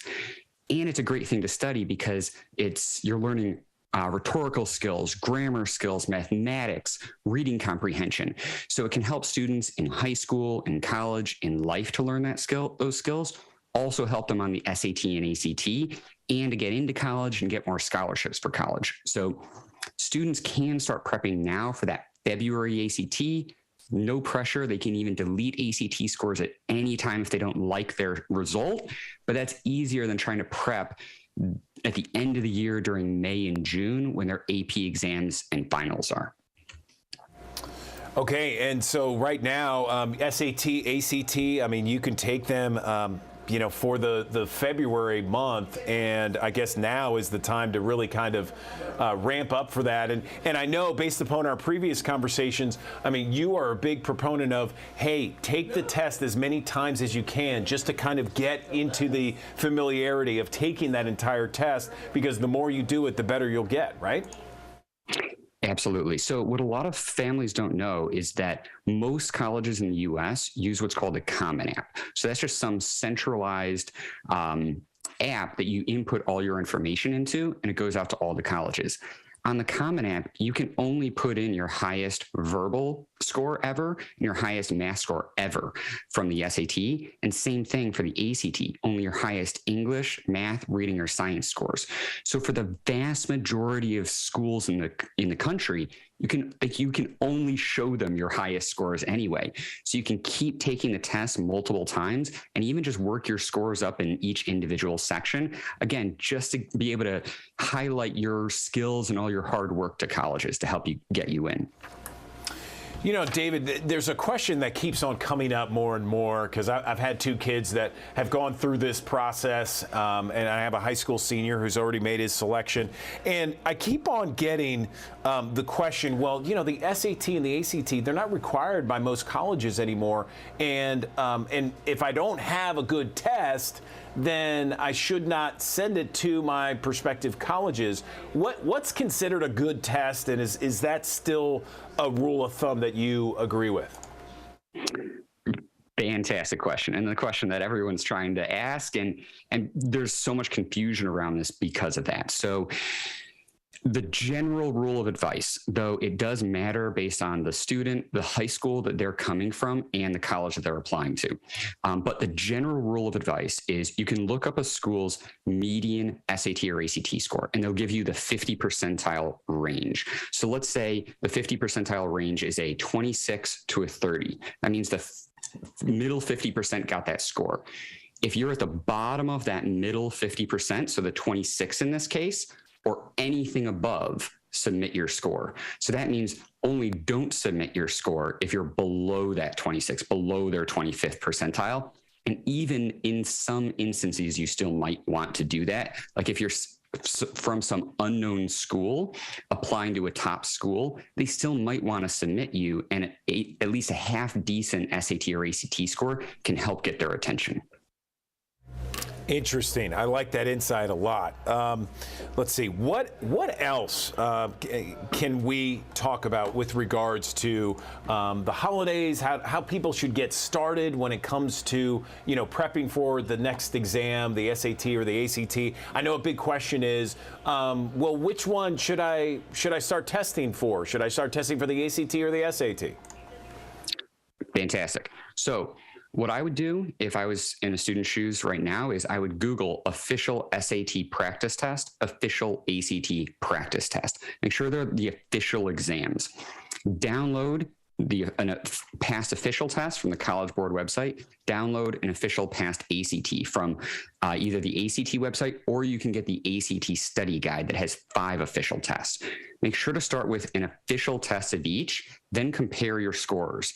See which one you do better on, and then just go in that direction. Coming up, there's the March, May, and June SATs. For the ACT, there's the upcoming February, April, June, July ACTs.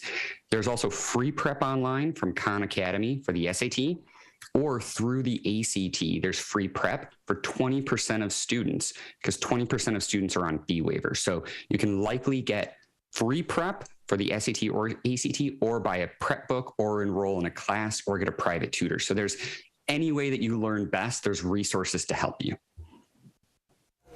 Fantastic. Okay, anything else you want to mention to our audience before we let you go, David? I would just reiterate that test optional really means that you have the option to apply without test scores and still be considered, but it doesn't mean it's an equal option. So quick example would be Stanford. When you look up Stanford's common data set answers, so you can literally just Google common data set Stanford or any college that you want, they'll tell you what admissions criteria they use in their admissions decisions. Even though they're test optional, they list standardized test scores as very important for their admissions decisions. That's the same weight that they put on a student's GPA. So they're test optional, it's an option, not an equal option. So students can also check a common data set for that school to see, do they actually still care about test scores, even if they're test optional. David Blobom, Director of Outreach, National Test Prep Association. You always bring it each and every time we talk. Thank you so much. Happy holidays. Thank you. Happy holidays.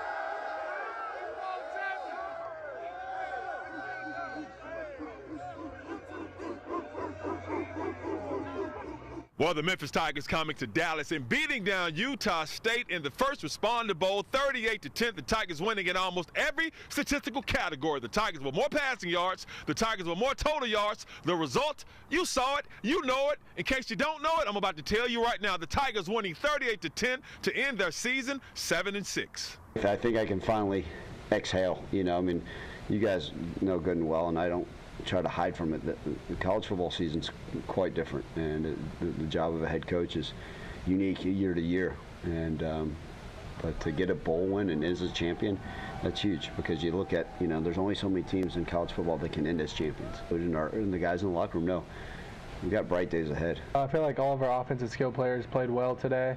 In the second quarter, we just had a spark, like you kind of mentioned, and I'm just proud of them and the way they finished the season. Like he kind of mentioned about the energy, that was a big deal. Just, you know, whatever team wanted it more was going to win the game.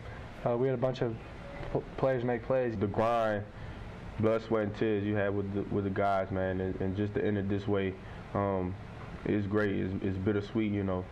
All of them hard times, late nights, early mornings with my brothers, man. It all pays off at the end. So just hoisting the trophy up, man, it puts the cherry on top.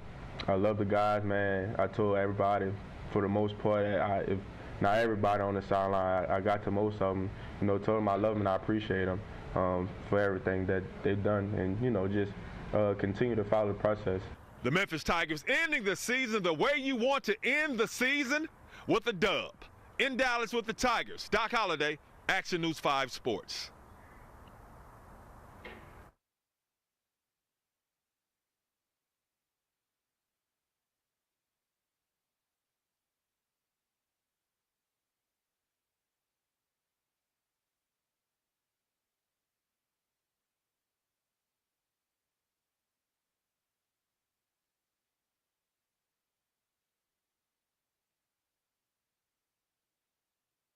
April 30th, 1979. Jimmy Carter was president. Peaches and Herb were at the top of the charts. And WMC was airing reruns of Little House on the Prairie in primetime.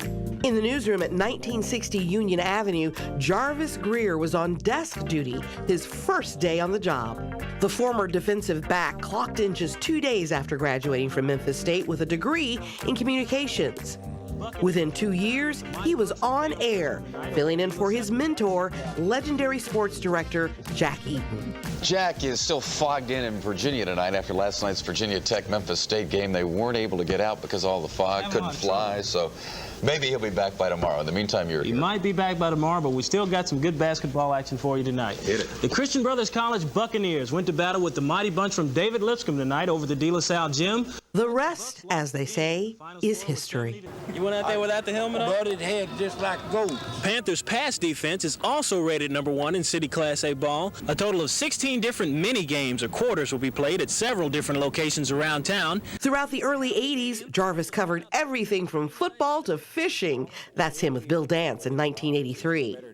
The following year, Jarvo was named weekend sports anchor. Jarvis Greer, a reporter on the scrimmage line, not the sideline. And 25 years broadcasting Mid-South sports makes Jack Eaton an all-star on any team. The Action Sports 5 team, a sports team for a sports town. 35 years of broadcasting here on TV5. Big Jack retired in 1991, setting up Jarvis to score as WMC's next sports director, the second person ever to hold that title. This looks like a job for Jarvo Man. And taking a cue from his mentor, Jarvo upped the antics. So, the Tennessee Oilers are finally playing in Memphis. You know, I used to play a little football myself.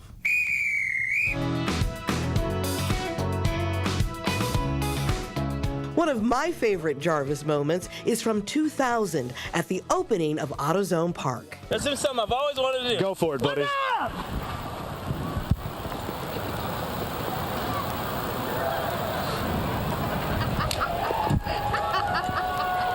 That's our guy in full glory. Joe and Kim, I give you Jarvis Greer.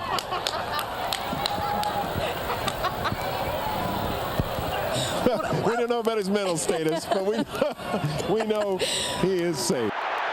The new millennium kicked off with a Super Bowl appearance from the Tennessee Titans, with Jarvo representing the 901 in the ATL. It is the Super Bowl. You'll find everything here. It's Super Bowl, baby. Let's get our seats, huh? We're going to go get our seats. That's Jarvis Greer. And that's Joe Burke. We'll check y'all later. Remember 2002's Rumble on the River? Jarvis set up shop at the Pyramid. Now, knocking Tyson out will not be an easy task. Iron Mike has been training hard for this fight against Lewis. Here it is. Jarvis was also first to teach us the ABCs of the NBA, back when the Memphis Grizzlies were just a dream, and he's been courtside ever since. The Grizzlies, of course, have the #4 pick, and you have 2 picks in the second round. With a team that won 24 games last year, you say, oh, we need everything. But what exactly is it that you are looking for in this? I think they won 23, didn't they? 23 games. Okay. I tried to get help. We wish they'd won 24, but what the heck. Whether it's River Kings or Redbirds, Titans or Tigers, Jarvis has always been the biggest cheerleader, no matter where his favorite teams take him. Take a look around. As you can see, boy, this city is hopping. And there are so many fans down here wearing the blue and gray. And, of course, I got my special blue hair on. You can call me a blue hair now if you want.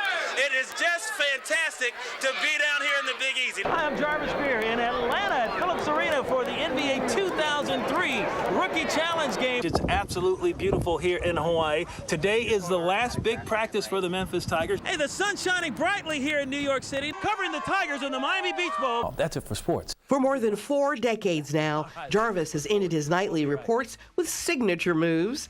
We'll be right back. We'll be right back. We'll be right back. We'll be right back. We'll be back with a little bit more Dave Brown, and I'm going to have some cake. I'll see you in just a minute. Yeah.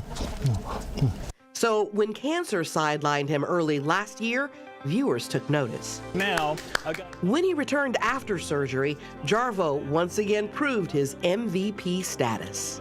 I want to thank all the people out there for thinking about me. I'm one of the peeps, and my peeps in Memphis came through for me. I appreciate that.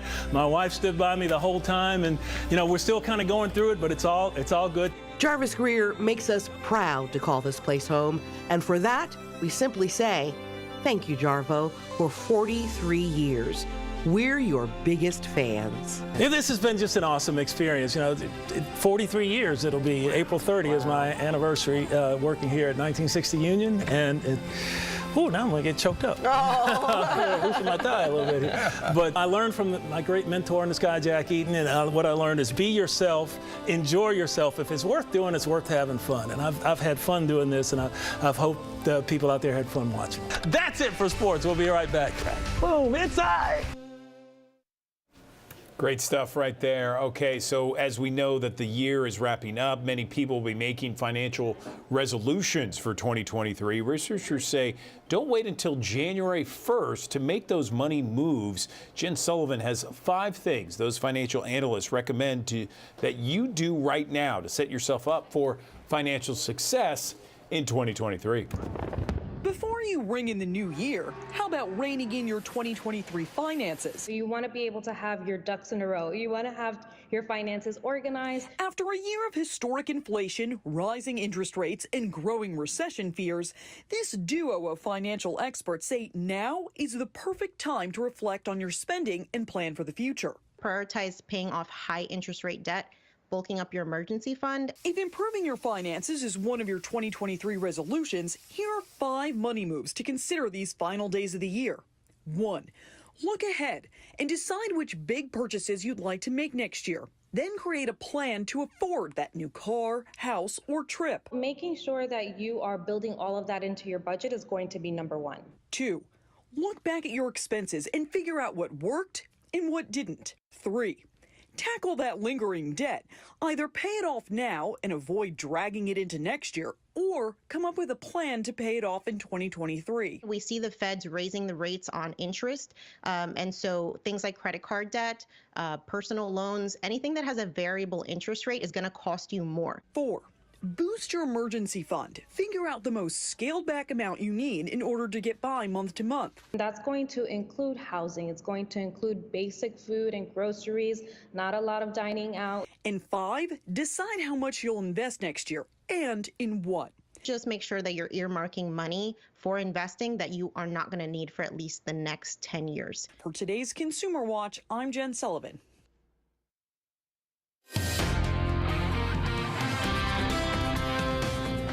Good morning. Temperatures today climbing up to the 50s here across the Mid-South. It's been since December 14th, since we were this warm. 50 degrees at noon. By 1 o'clock, we're at 53. Partly cloudy to mostly sunny today. If you're going to the AutoZone Liberty Bowl, great day for that. Upper 50s at kickoff, still in the lower 50s through the end of the game. We'll be a little bit breezy today. Southeast winds coming in anywhere between 10 to 15 miles per hour for sustained winds, but gusting up to around 30 miles per hour. You'll really start to feel those winds kicking up probably between 11 a.m. and 1 o'clock today, and then still breezy tonight with wind gusts close to 25 miles per hour this evening. But your high today is 58 degrees. Low temperature tonight around 50. That puts us above average for our highs and our low temperatures tonight. We'll be dry all day today, but then by tomorrow morning, a few showers start sneaking in. A cold front will approach the Mid-South. It falls apart when it arrives. That's why it's not going to drop temperatures, and also why I'm not expecting any severe weather, but a 60% chance of rain on Thursday, 80% chance on Friday. Still a few showers early Saturday as well. First alert futurecast at 8 o'clock in the morning here on Thursday. Showers start developing, so you'll have scattered showers during the day. This is new. Notice a few downpours mixed in there, some heavy rain over towards Ashland, maybe over towards Helena, light rain in Memphis. So you'll have some periods where you don't see any rain on Thursday, especially in the late afternoon, early evening. This is 7 p.m. Heavy rain in eastern Arkansas, and it looks like that rain will continue to push east, so that by the time we get to late morning, 10 a.m. here on Fridays, which we're looking at, we'll have heavy rain back in Memphis and into northwest Mississippi, and rounds of rain all day Friday. You'll notice here as I went through time, the heaviest rain for that day, for these days, is in eastern Arkansas. So rainfall totals will probably be around 2 inches there, might be 1 to 2 inches for the rest of the Mid-South over that 3-day period. We're already about a 1/4 inch above normal for the month of December, so with rain over the next few days, that will bring that up even more here in the Mid-South. Your first alert weekend forecast: 65 degrees is the high on Saturday, a warm 66 for the first day of 2023 on Sunday. We'll have rain early Saturday, but then as we get later in the day, we'll start to dry out. So it does look like we'll be dry for New Year's Eve night. 6 p.m. on New Year's Eve, 56 degrees. We're still in the mid-50s at 9. By midnight, when you're ringing in the new year, 53 degrees, and we'll be dry, as I mentioned, so you won't have to deal with any rain if you're doing anything outside for New Year's Eve on Saturday night. If anything changes, though, we'll update you on our First Alert weather app. Search for WMC in the App Store. You can download that for free. So here's that First Alert 7-day forecast. 58 degrees today, 63 on Thursday. We're at 60 degrees on Friday, mid 60s over the weekend, and we hold on to some warm weather at least for the start of next week. A cold front will move through on Monday, and that could bring us our next chance for some strong storms, but upper 60s Monday, 62 Tuesday. We'll probably be back down to the 50s though by Wednesday. Back here in the Action News 5 digital desk. Do you know what that is? Does anybody out there know what that is? It looks like a submarine, doesn't it? It's actually Regional 1's Wound Care Center, the Hyperbaric Chamber Facility. In fact, it is the only facility in Tennessee where patients can receive treatment in a multi-place hyperbaric oxygen chamber, accommodating up to 12 patients at one time. This is an incredible state-of-the-art facility. It's also state-of-the-art therapy that delivers additional oxygen to the bloodstream, which really sparks the body's own healing process, making it possible to heal various wounds and conditions that have failed with other treatments. Let's bring in Dr. Tony Aliman, Medical Director of the Wound Care Center at Regional 1 Health. Dr. Aliman, good morning. How are you? Good, very good. Thank you for having me. Appreciate you being there. I like your background very much. And, you know, many people might not know anything about hyperbaric oxygen therapy. Tell us what that is. So what we can do is put people in our chamber in the background that you see, and we deliver them 100% oxygen to help a variety of conditions. For example, diabetic foot wounds, carbon monoxide poisoning, central retinal artery occlusion, sudden sensory neural hearing loss. There's a lot of things that we can help by giving them high-dose oxygen under pressure.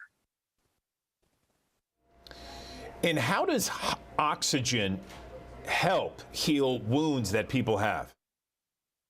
Well, after a certain number of treatments, the oxygen will help the body start growing new blood vessels into tissues that are oxygen deficient. So if it senses there's a wound, and the wound is there because of a lack of oxygen, if it doesn't have enough oxygen, it can't heal. So the body senses that, and it grows blood vessels into these areas, and that's how it helps them heal. That sounds fantastic. And we're looking at the facility that you have there at Regional 1 Health. Can you talk about some of the advantages of having a multi-place oxygen chamber? I've never really heard about that. Sure. Well, we can treat more than one patient at a time. And the beauty about these is that you can have a nurse or a technician or more than one nurse in there for, say, a critical care patient. We have somebody on a ventilator. You'd have to have a nurse in there to tend to the patient's needs while they're getting their treatment. Some places will treat critical care in monoplace chambers, but you don't have access to them in the event that you have a medical emergency. You mentioned some of the conditions that this therapy can help. Can you tell us a little bit more about some of the other conditions, maybe some that you've personally dealt with in your capacity? I think this hyperbaric oxygen started by treating decompression sickness. So divers occasionally will get decompression sickness when they're diving, and they either come up too fast or stay down too long, etc. And so it first started as an application to treat decompression sickness. Since then, we found that it can treat a lot of other conditions. We have treated some decompression sickness in this chamber. We have treated air gas embolus, crush injuries, a lot of what we call compromised flaps, where tissues aren't getting enough blood flow right after they have surgery. If the surgeons are trying to cover an area, and the blood supply is compromised to some degree. What about some of the specific cases that you've dealt with, and how have some of those cases worked to the betterment of the patient that you've had to deal with?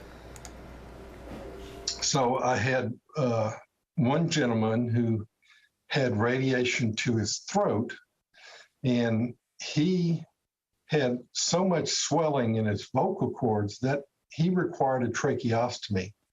And this man came to us, all he wanted to do was get back to work. So we gave him 30 treatments of oxygen, and at the end of his treatment, they took his tracheostomy out, and he was back to work. Another gentleman had bleeding from his rectum due to radiation, and when he first came in, he was in a wheelchair, and within 2 weeks he was walking, and within 6 weeks he was back to work. So these are life-changing events that can help patients for the problems that it's indicated. Describe a treatment session. I mean, is it something over a long period of time? Is it something that's really fast? Take us through it. So a patient will go into our chamber, and we put on a clear plastic hood over their head, and they get oxygen through some hoses. One brings the oxygen in, and the other one exhausts it out. The treatment lasts about 2 hours, give or take a few minutes, and it depends on how long it takes them to get down and come back up if somebody's having problems clearing their ears. But it takes about 2 hours. They can, if we have enough place, they can lay down, they can sleep, they can read, and we even have a TV in there they can watch TV. That's not bad. All right, in some of these serious cases, doctor, you talk about various people being able to do things after traumatic injury. How many treatments does a patient need, typically? Well, it depends on the condition that we're treating. If we're treating decompression sickness, they may get 1 or 2, maybe 3 treatments, rarely more than that. If we're treating, say, a crush injury from trauma, they'll get about 14 treatments. If we're treating a diabetic foot wound, they're going to get probably about 30 treatments, and a lot of the radiation problems will get 40 treatments. So it depends on the condition that determines how many treatments a patient would need. Anything else you want to touch on, doctor, before we let you go? No, other than it's probably the best kept secret in Memphis. The number one, that we have this chamber.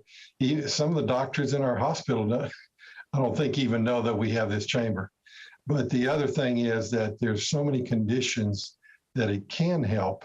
And my job as medical director of the Regional 1 Center is to inform other doctors how we can help their patients and get them better faster. All right. All right, Dr. Tony Aliman, Medical Director, Wound Care Center at Regional 1 Health. I appreciate you breaking it down for us, the hyperbaric chamber therapy and what it does and how it helps so many people across the Mid-South. Thanks very much for the knowledge this morning. Appreciate it. Thank you. Well, did you know that more than 37 million Americans and 850 million people worldwide suffer from chronic kidney conditions that can impact virtually every aspect of their lives as well as their families and communities? Well, joining us now to talk more about the importance of preventing and early detection is President of the American Society of Nephrology, Dr. Susan Quagan. How are you doing this morning? I'm doing very well. Thank you. And thank you so much for having me today. Absolutely. We're glad to have you on with us. And I think it's an important topic because a lot of times I think maybe people don't think that this is something that they need to talk about, think about. Why is it so important for families to have that conversation and also maybe to come up with a plan of action? And what does that plan of action, what should it look like? Right, terrific question. And in your introduction, you pointed out that there are 37 million Americans living with kidney disease. That's about 1 million in Tennessee alone. That's 1 in 9 Americans. And 90% of people who are living with kidney diseases don't know they have it. More than that, 1 in 3 Americans are at risk of kidney diseases. And that's if you've got a family history of kidney disease, diabetes, high blood pressure, or obesity. So really great to have those conversations with family members, find out what's going on. And the most important aspect is that kidney diseases are silent. That's why 90% of people who have it don't even realize until it's very late in the course. So important to get screened early. A simple blood and urine test and know if you've got kidney disease, because we can intervene and we can prevent that progression and halt or prevent kidney failure. So really important. Wow, you were just saying that 90% of people wouldn't even know that they have it and that it's silent. I mean, that's something that I didn't know personally. And like you mentioned, just a simple urine test is something that can give you a lot of answers and maybe help slow this, find a treatment out there that can help deal with this sort of thing. I know we did an interview not too long ago where there was a girl in her 30s that had no idea, and then she immediately needed a transplant. So definitely, like you said, an important conversation to have. But can we talk a little bit about some of the latest developments when it comes to the treatment, research, and care of your kidneys? Sure, absolutely. And it's probably the most exciting time in our field, I think, over decades. So in the past 5 years alone, we've had an explosion of new powerful treatments that can really slow the progression of some of the commonest causes of kidney diseases and prevent progression to kidney failure. And these are simple once a day pills that you take. So really important that we intervene early and know if you've got kidney disease. And then the discoveries just keep on coming. You might have seen in the media, advances in bioartificial kidneys and xenotransplantation, as well as a wealth of new genetic discoveries. So cures for kidney diseases are really on the horizon. Very, very exciting time for us in this field. And from what I understand, it's also a kidney transplant is one of the most common types of transplants out there. I know you mentioned that in most cases you wouldn't know that you have this. So are there really no signs that you're having this sort of issue? Yeah, usually not until very late. If you've got a kidney stone or a kidney infection, of course, you might have discomfort. But the commonest causes of kidney diseases like diabetes and high blood pressure, no symptoms really until very late in the course, when you might recognize things like fatigue and change in appetite and metallic taste in your mouth. But those are very late. So without screening, we really don't have a way of knowing whether your kidneys are healthy or not. So important. And let's talk about some of the causes. Like, what could cause damage to your kidneys? How can people maybe end up with kidney disease or some sort of condition? Are there causes that you can expand more on? Sure, lots of different causes. So the commonest ones, diabetes, so high blood glucose. Know if you've got diabetes, get your kidneys screened. High blood pressure, hypertension, need to manage your blood pressure.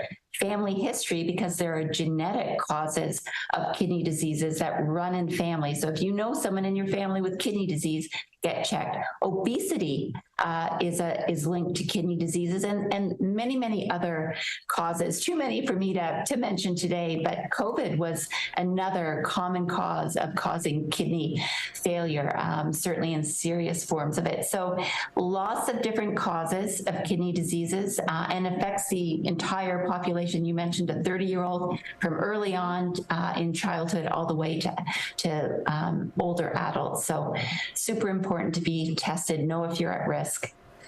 Absolutely. And let's talk about how there's new incentives that are helping to raise awareness about this exact topic. Great, and thank you. And hosts like you having us on is fantastic. That helps to raise awareness. At the American Society of Nephrology, we've got a new initiative known as the United for Kidney Health. And anyone can join it, any of your listeners online. And we partner with other societies around the country, including National Kidney Foundation, where there is a push on awareness for that 1 in 3 at risk for kidney disease. So lots of initiatives. Please have those conversations around the holiday table, and really important to get screened if you're at risk. And I know you were talking about the screening. It's simply a urine test. If you were to go to the doctor, if you're doing your annual health exam, is this something that they would be testing for typically? Yeah. Great question. So it's a blood and a urine test, and unless you have diabetes and high blood pressure, they may not screen for it. It's not part of the standard screening. So you need to know if you're at risk. And even a lot of diabetic patients may not be screened, even though it's the guidelines. So it's great, for your listeners to ask their primary care provider or their healthcare provider, I want to know, am I at risk of kidney disease? And if so, please screen me. That's really good to know, because most people would probably think that that's something that would be screened. But like you said, it's important to make sure that you're asking and making sure that's something that you want to get checked out as well. A lot of really good information. Where can people go if they want to be able to refer back to this? Sure. We have a website at the American Society of Nephrology, www.asn-online.org. All right. Well, Dr. Quaggan, we really appreciate your time and really good information to help our viewers out. You have a good one, all right? Good morning. I'm Amanda Hansen here at the Action News 5 Digital Desk. Up to 30% of COVID patients end up with long COVID. It's a serious, debilitating problem that can last a lifetime. Many people dealing with symptoms months and months after this, after developing COVID. And long COVID has already upended the lives of more than 20 million Americans, and its impact on the economy and also the healthcare system is well into the billions of dollars. So this morning, it's something we're going to be focusing on here at the Digital Desk. And here to talk more about it, we have Dr. Peter Rowe. He is a long COVID expert, and he also is a professor at the Johns Hopkins University School of Medicine, along with Cynthia Adenig. She had mild COVID early during the pandemic, developed long COVID, and is now recovering from disabling, life-threatening conditions. We appreciate you joining us here. Good morning. Good morning. Thank you. Good morning. So, Dr. Rowe, I want to start with you, just for people to understand really what long COVID is. Can you talk a little bit more about that? Sure. So long COVID refers to a range of health problems that can occur after an initial infection. It doesn't have to follow a severe infection. We know that, as Cynthia will tell you, that it can occur after mild or even asymptomatic infections. And when it's at its worst, it can really interfere with the things that people used to be able to do and take for granted, like taking a long walk, working, shopping, going to advance their education. The main symptoms that we see after about 3 months are things like severe fatigue that can really interfere with activity. If people exceed their usual activities, they can trigger what's called post-exertional malaise, or a post-exertional worsening of all of their symptoms. Lightheadedness is common, along with high heart rates and low blood pressure. And many people have great difficulty thinking and concentrating like they used to.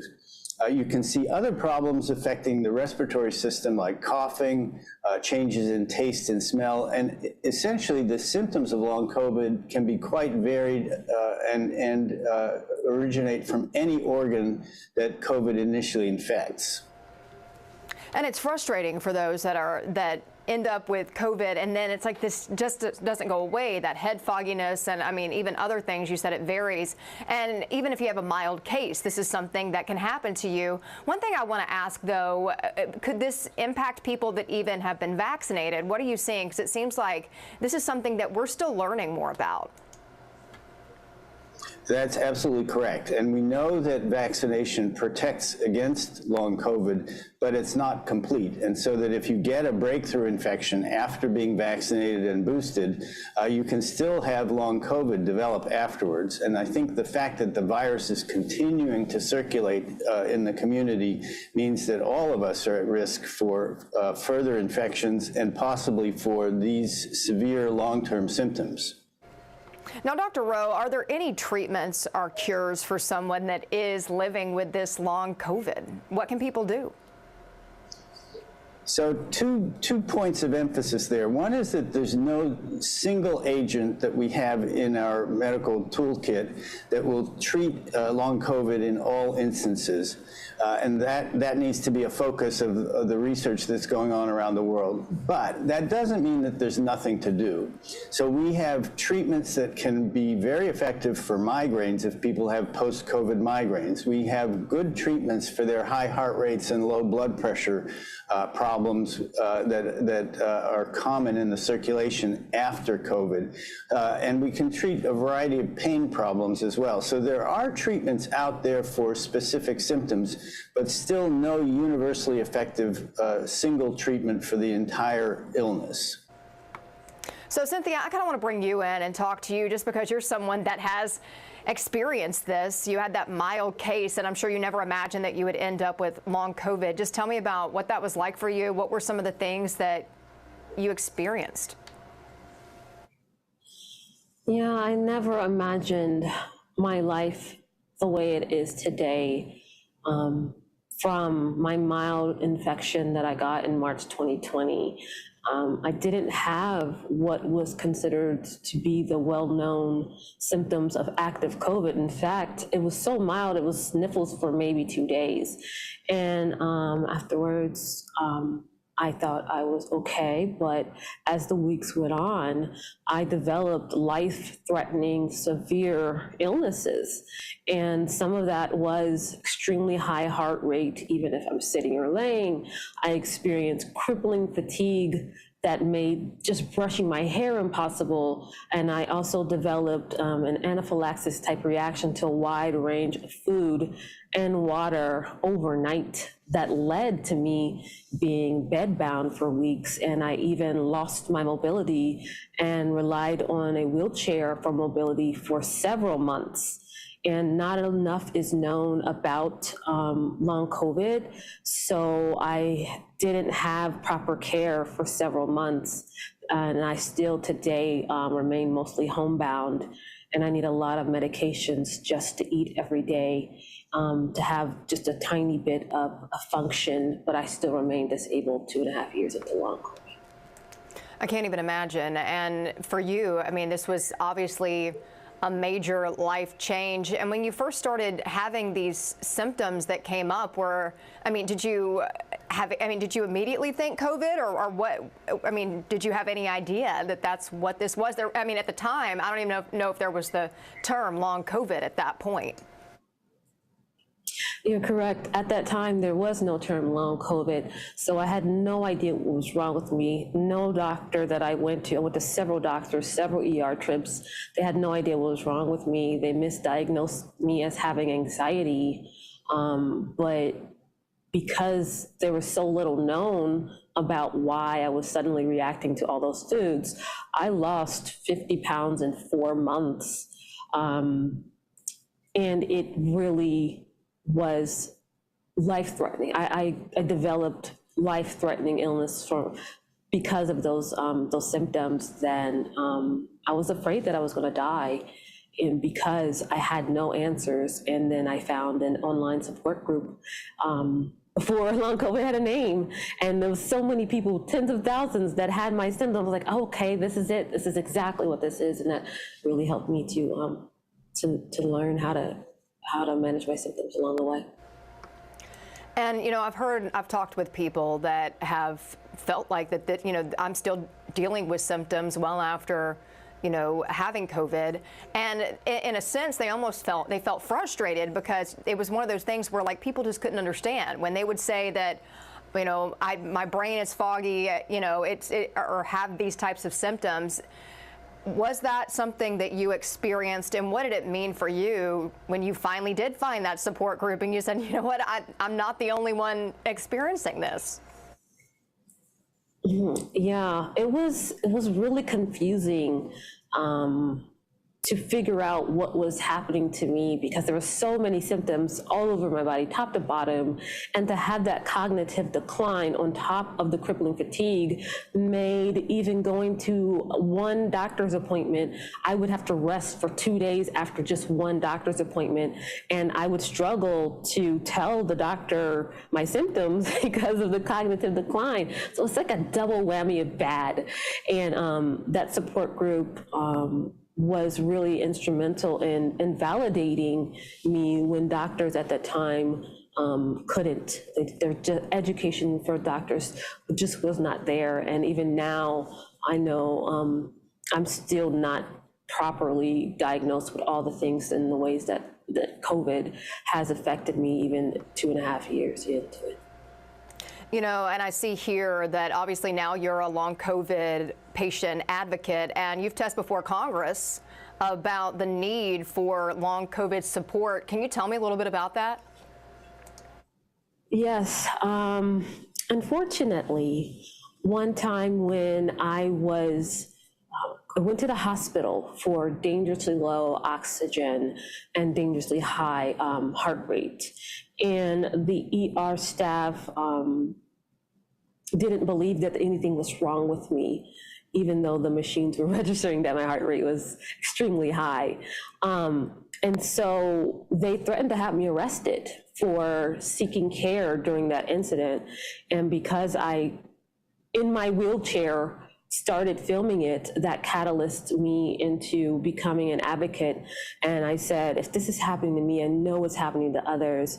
And then I was invited to testify about that experience and really the need for doctors to learn to recognize what long COVID looks like, and believe people who have symptoms that are hard to describe and try to get them that care that they need to recover.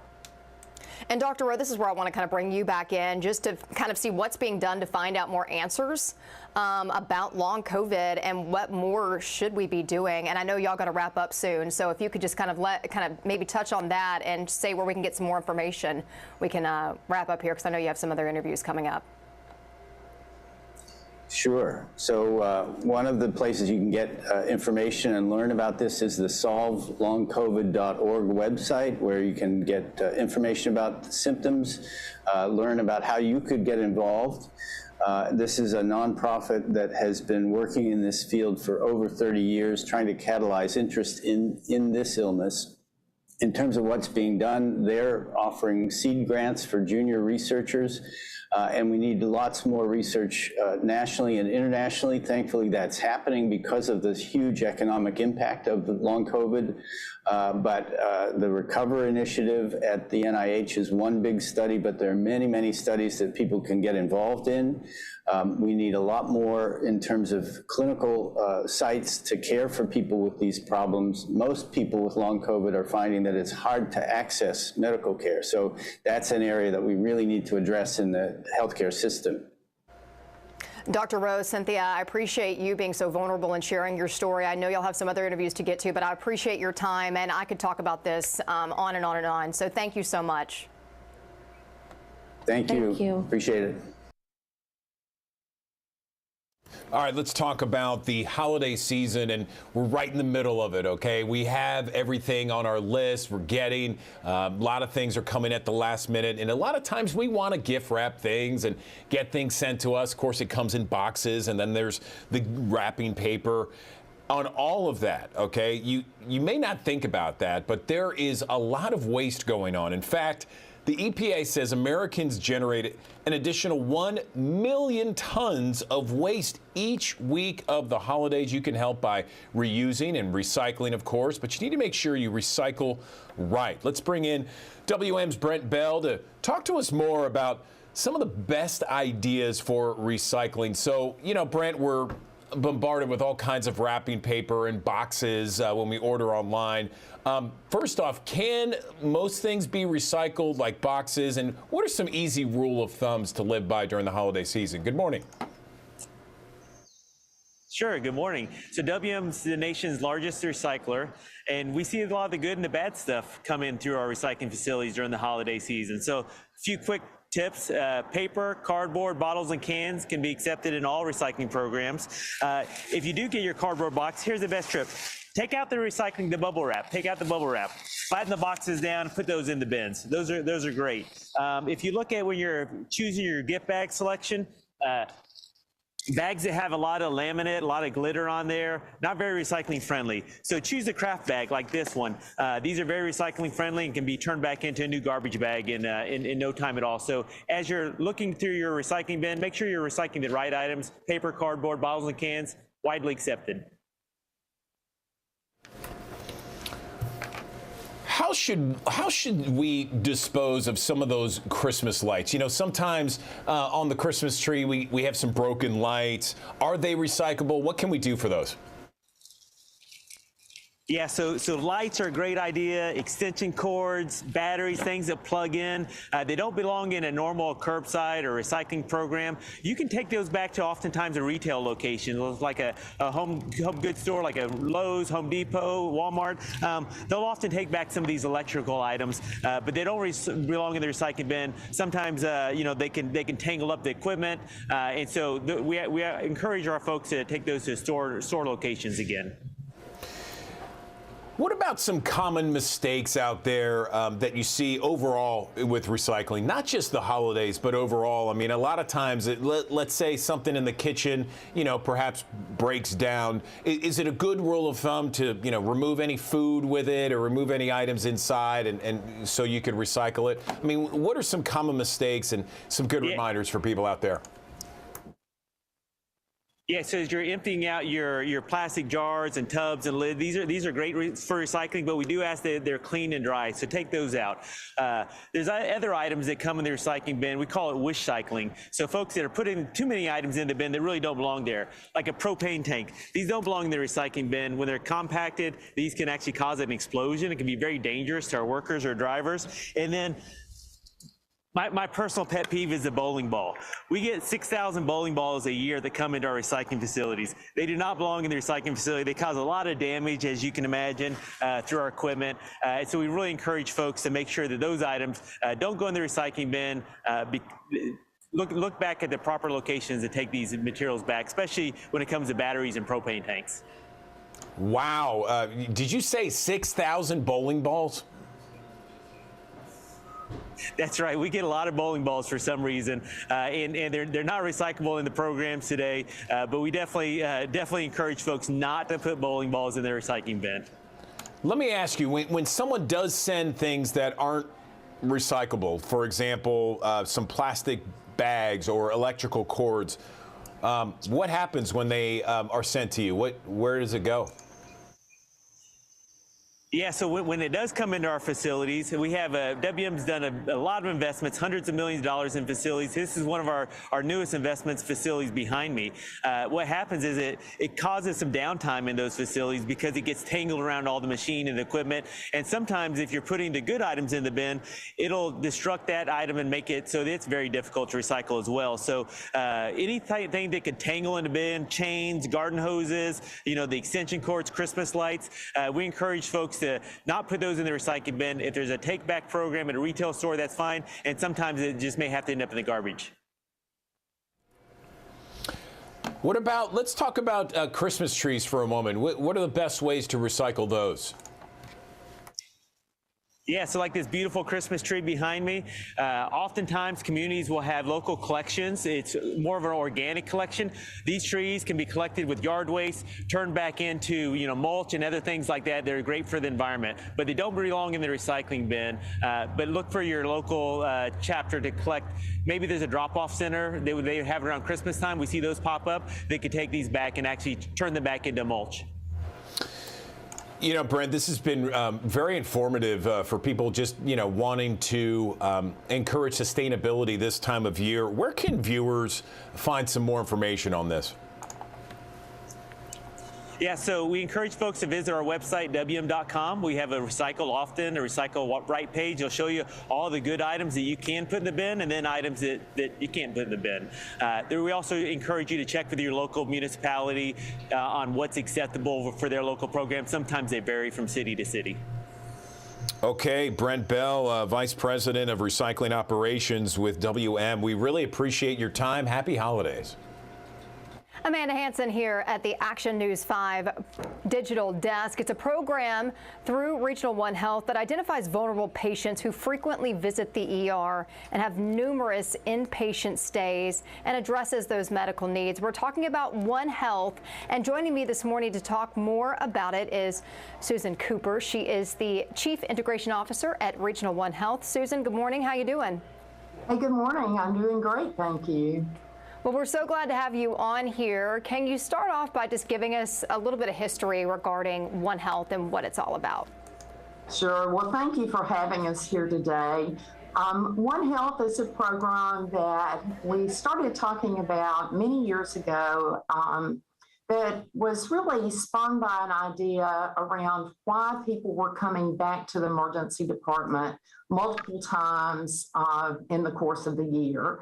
And we thought that we needed to take a look at the data and see what it was really telling us. And so in 2018, we received a grant from a local foundation to really do some program planning around our most vulnerable individuals. And what we found is that oftentimes our uninsured patients have some life or health event that sets them into this spiral that doesn't allow them to achieve best health. So we are a city that has complex needs, and we really needed a strategy for how we could bring people together to address these needs of our most vulnerable. Really, it's a great program. Can you talk a little bit about how it all works, though? What is the process?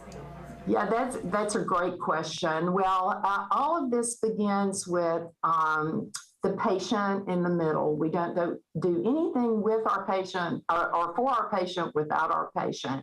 And we sit down with these identified individuals and ask them questions about what really matters most to them. It's very hard to treat your diabetes if you don't have a sustainable food source or if you don't have a home to live in. And so we go through a screening tool and identify opportunities for the individual to improve their health, whether it's in housing, transportation, food, medications, primary care, et cetera.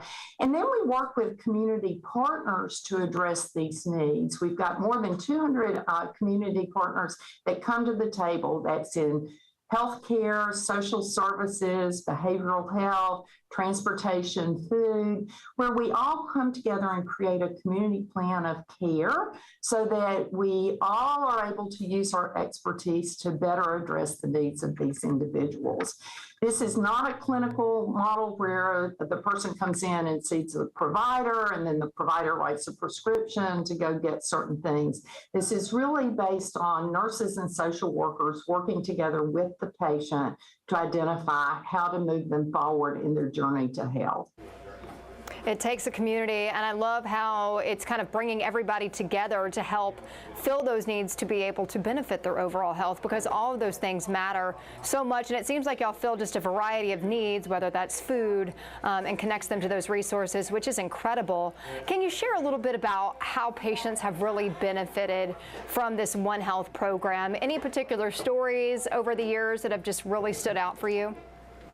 We have a number of stories. In fact, one of our patients and our care teams were highlighted in a broadcast that was done internationally. And in Mr. Roberts' case, he's a person that grew up in Memphis. He held jobs since the age of 5. He worked in the trade industries as an adult, but his health started to fail. And as you know, Tennessee is a state that didn't expand Medicaid, so Mr. Robert didn't have access to insurance, and his health needs weren't addressed because he didn't have a card to get in the door to be seen to have those needs taken care of. By coming into Regional 1 when he had some significant health issues that required him to have surgery and required him to stay in the hospital for many, many days. Unfortunately, in his words, he lost everything he had, including his home, and relationships that he had with his community members. By working with Ashley, one of our care team members, we were able to link him to appropriate medical care. We were able to get him transportation to and from services, not just healthcare services. We were able to link him to insurance benefit determination, and we found that he actually qualified for insurance coverage under a federal program, but these systems are very difficult to use. And so by working with him, we were able to complete the application, make sure he got to those appointments, and now he has those insurance coverage benefits. He gets his prescriptions through Regional 1 Health. He gets his medical care through Regional 1 Health. We were able to help him secure housing and also secure things like a sustainable food source and appropriate clothing. So Mr. Robert tells his story, and he says about Ashley, he didn't know what he would have done had it not been her caring for him and helping him secure the things that he needed, not just healthcare, but also in the social service space to really help him move along his journey to health. This is so interesting to me. I have done stories in the past when I was living in Arkansas where, I did a story involving the homeless community, and there was a gentleman there that he had some bad circumstances, losing his job, lost everything, had a pacemaker, all these health issues, and he was sitting outside of a Walmart with a sign. And so it was one of those same type of situations where he didn't know what resources were there or even how to go through all of the proper paperwork that involves to be able to get resources that he could need. So that was one thing that we did, was trying to help kind of connect those dots. But to have a program like this, I mean, it's a game changer for so many people. And, talking about that, how many people have y'all been able to help with this program? We serve the most vulnerable of the most vulnerable. We've served almost 750 individuals through the course of the program. We've provided more than 16,000 prescriptions for medications that are needed. We've provided thousands of transportation rides, whether that's through a rideshare service or through MATA. We've been able to house a number of these individuals. We've been able, as health stabilizes and social services, social needs stabilize, a number of these folks have gone through job training and are now employed. We employ some of these graduates through our Regional 1 health system, but also through other employers in town. And what we've seen is that we've been able to link 100% of the individuals that have been in the program to primary care, those who needed behavioral health. We have a great partner for behavioral health services. And so we're just really pleased to think about success in terms of not just what success looks like from our standpoint, but what does success look like from the individual standpoint, and understanding that their definition of success is oftentimes very different from ours. And if we can help them achieve their goals, that helps us in turn achieve our goals. So people watching today, if they're saying, this is awesome, I didn't even know that this was even a program out there, but I want to help, how can people help support this One Health program? Yeah, thank you for asking that question. This is a program that is funded through philanthropic dollars and certainly through operational funds at Regional 1 Health. But they can go to our Regional 1 Health Foundation website, which is www.regional1health.org/foundation to learn about the program. And if they would like to help us keep this program going, they can certainly select One Health and designate funds to that. Well, Susan Cooper, Chief Integration Officer for Regional 1 Health, I appreciate your time so much today, and you have a good rest of the day, all right? Thank you, Amanda. You have a good one, too. Thanks for having us. All right, well, let's stick with some health topics as we continue on here at the Action News 5 Digital Desk. I'm Amanda Hansen, and I want to talk about this new study. It's focusing in on coffee, and it found that drinking 2 or 3 cups of coffee could actually decrease your risk of cardiovascular disease. So we want to talk more about it. We're going to dive more into this topic, and joining me now is Dr. Sushan K. Ray. He is with Methodist Le Bonheur Healthcare, a cardiologist. Good morning, doctor. How you doing? Doing well. Good morning. How about you? I'm doing really good, and I'm interested to talk about this topic because I am a coffee drinker, and as someone that works early morning hours, I have the tendency to drink more than 1 cup of coffee each and every day. So let's talk about this study. What do you think about it? Yeah, I mean, I'm kind of in the same boat as you are. I mean, we all love coffee, so it's kind of interesting to understand this. Recently found observational study where they found that coffee benefits cardiovascular disease and heart rhythm problem. It's interesting or important to understand it's an observational study. It's not a trial or scientifically conducted research. But it's regardless gives us some interesting insights into how coffee can help us. I think it's interesting because a lot of times you would think, well, maybe coffee with the caffeine, it's like, well, does this make your heart race? And I mean, at some point there probably is too much coffee, like you don't need to drink that much coffee. But I want to dive into maybe some of the different types of coffee. So the ground coffee, instant coffee, decaffeinated coffee. Are each of those different when you're talking about health? Absolutely. And you're right. In the past, when we talked about coffee and caffeine, there was always a worry because caffeine being a stimulant, there was always a concern that would it increase your heart rate too much? Would it lead to heart rhythm problems? Would it lead to high blood pressure? Things like that. With this study, at least it's been observed that those concerns are not very valid or not to be worried about as long as you drink coffee in moderation. In terms of ground versus instant coffee and the decaffeinated coffee, what they observed was that the ground coffee and the instant coffee, they had similar benefits in terms of cardiovascular disease risk. They had similar benefits in terms of heart rhythm problems and stroke prevention But however, the decaffeinated coffee did not show similar benefits with heart rhythm problems. It showed similar benefits with cardiovascular disease risk, but not heart rhythm. When we talk about cardiovascular disease risk, it kind of encompasses everything, including coronary artery disease, heart failure, and even stroke. The other part that they kind of noticed in this observational study is that the filter part. Meaning if you drink filtered coffee versus not filtered coffee. And what they noticed is that if they use filters, then the filter actually kind of filters out a chemical, which leads to increase in your bad cholesterol. So drinking filtered coffee is better as compared to drinking unfiltered coffee. That's really interesting. That's something that I wouldn't even thought about. Yeah. But we both are coffee drinkers. We like to drink coffee. We're morning people. But at what point is it too much? Is there a limit where you're like, okay, I'm done. I need to stop here?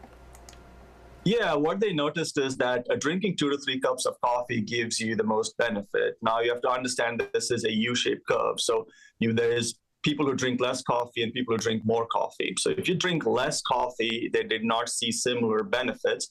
At the same time, if you drink too much coffee, then it gives you more problems.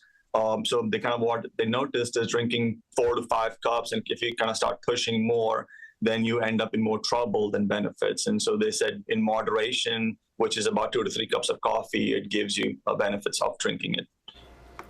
Well, and then it also determines on what your definition of a cup of coffee is, because you can have like a giant, big, it's probably rule of thumb, like 8 ounces would maybe be a cup of coffee. But yeah, I was thinking about that too, because I have the tendency to get the really big cups. I mean, I have one, actually it's at my desk, or I would show you. But yeah, so I mean, just anything in moderation is where you're going to want to stick to, because too much, too little is not going to have the same kind of impact. But let's just talk about caffeine. And, can too much caffeine cause health issues? And if so, what are the concerns there? I mean, again, everything in moderation is good. Too much is bad. When we talk about coffee, we kind of automatically equate coffee with caffeine, and that's not always true. There are other about 100 biologically active compounds in coffee beans, which have pretty significant health benefits. They have antioxidant properties. They have anti-inflammatory properties. They actually improve your insulin sensitivity, which can benefit diabetics. It increases your metabolism. It decreases absorption of fat from your gut. So it helps with all those things. But if you start drinking too much coffee, then obviously you can have problems. You can have insomnia, you can develop jitters, you can have palpitations, and then that kind of leads to more troubles down the line. Again, with coffee, it's important to know not drinking every coffee is the same, meaning drinking black coffee versus drinking a big cup of caramel macchiato with extra whipped cream on it is different. So we have to understand that adding too much sugar, too much creamer, milk, things like that will not give you similar benefits. And what they were talking about in these observational studies is basically black coffee.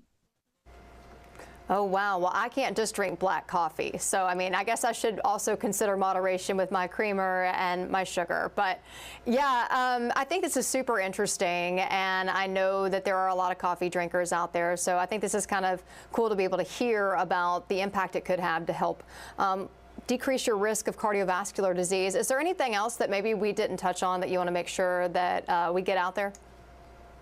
Yeah, absolutely. I mean, again, as we touched earlier, drinking coffee in moderation is important. But if you start drinking coffee and you're not previously drinking coffee, and you notice that after you drink coffee, you develop palpitations, jitters, get nervous, or have some discomforts, it's important not to push it and then consult with your primary care doctor or your cardiologist about it before you embark on drinking 2 to 3 cups of coffee every day. Yeah, listening to your body, always important. And of course, consulting with your doctor if you are concerned. Well, Dr. K-Ray, I've appreciated talking with you. Thanks for taking some time to share more about this study and your thoughts on it. You have a great morning, all right? Thank you. You too.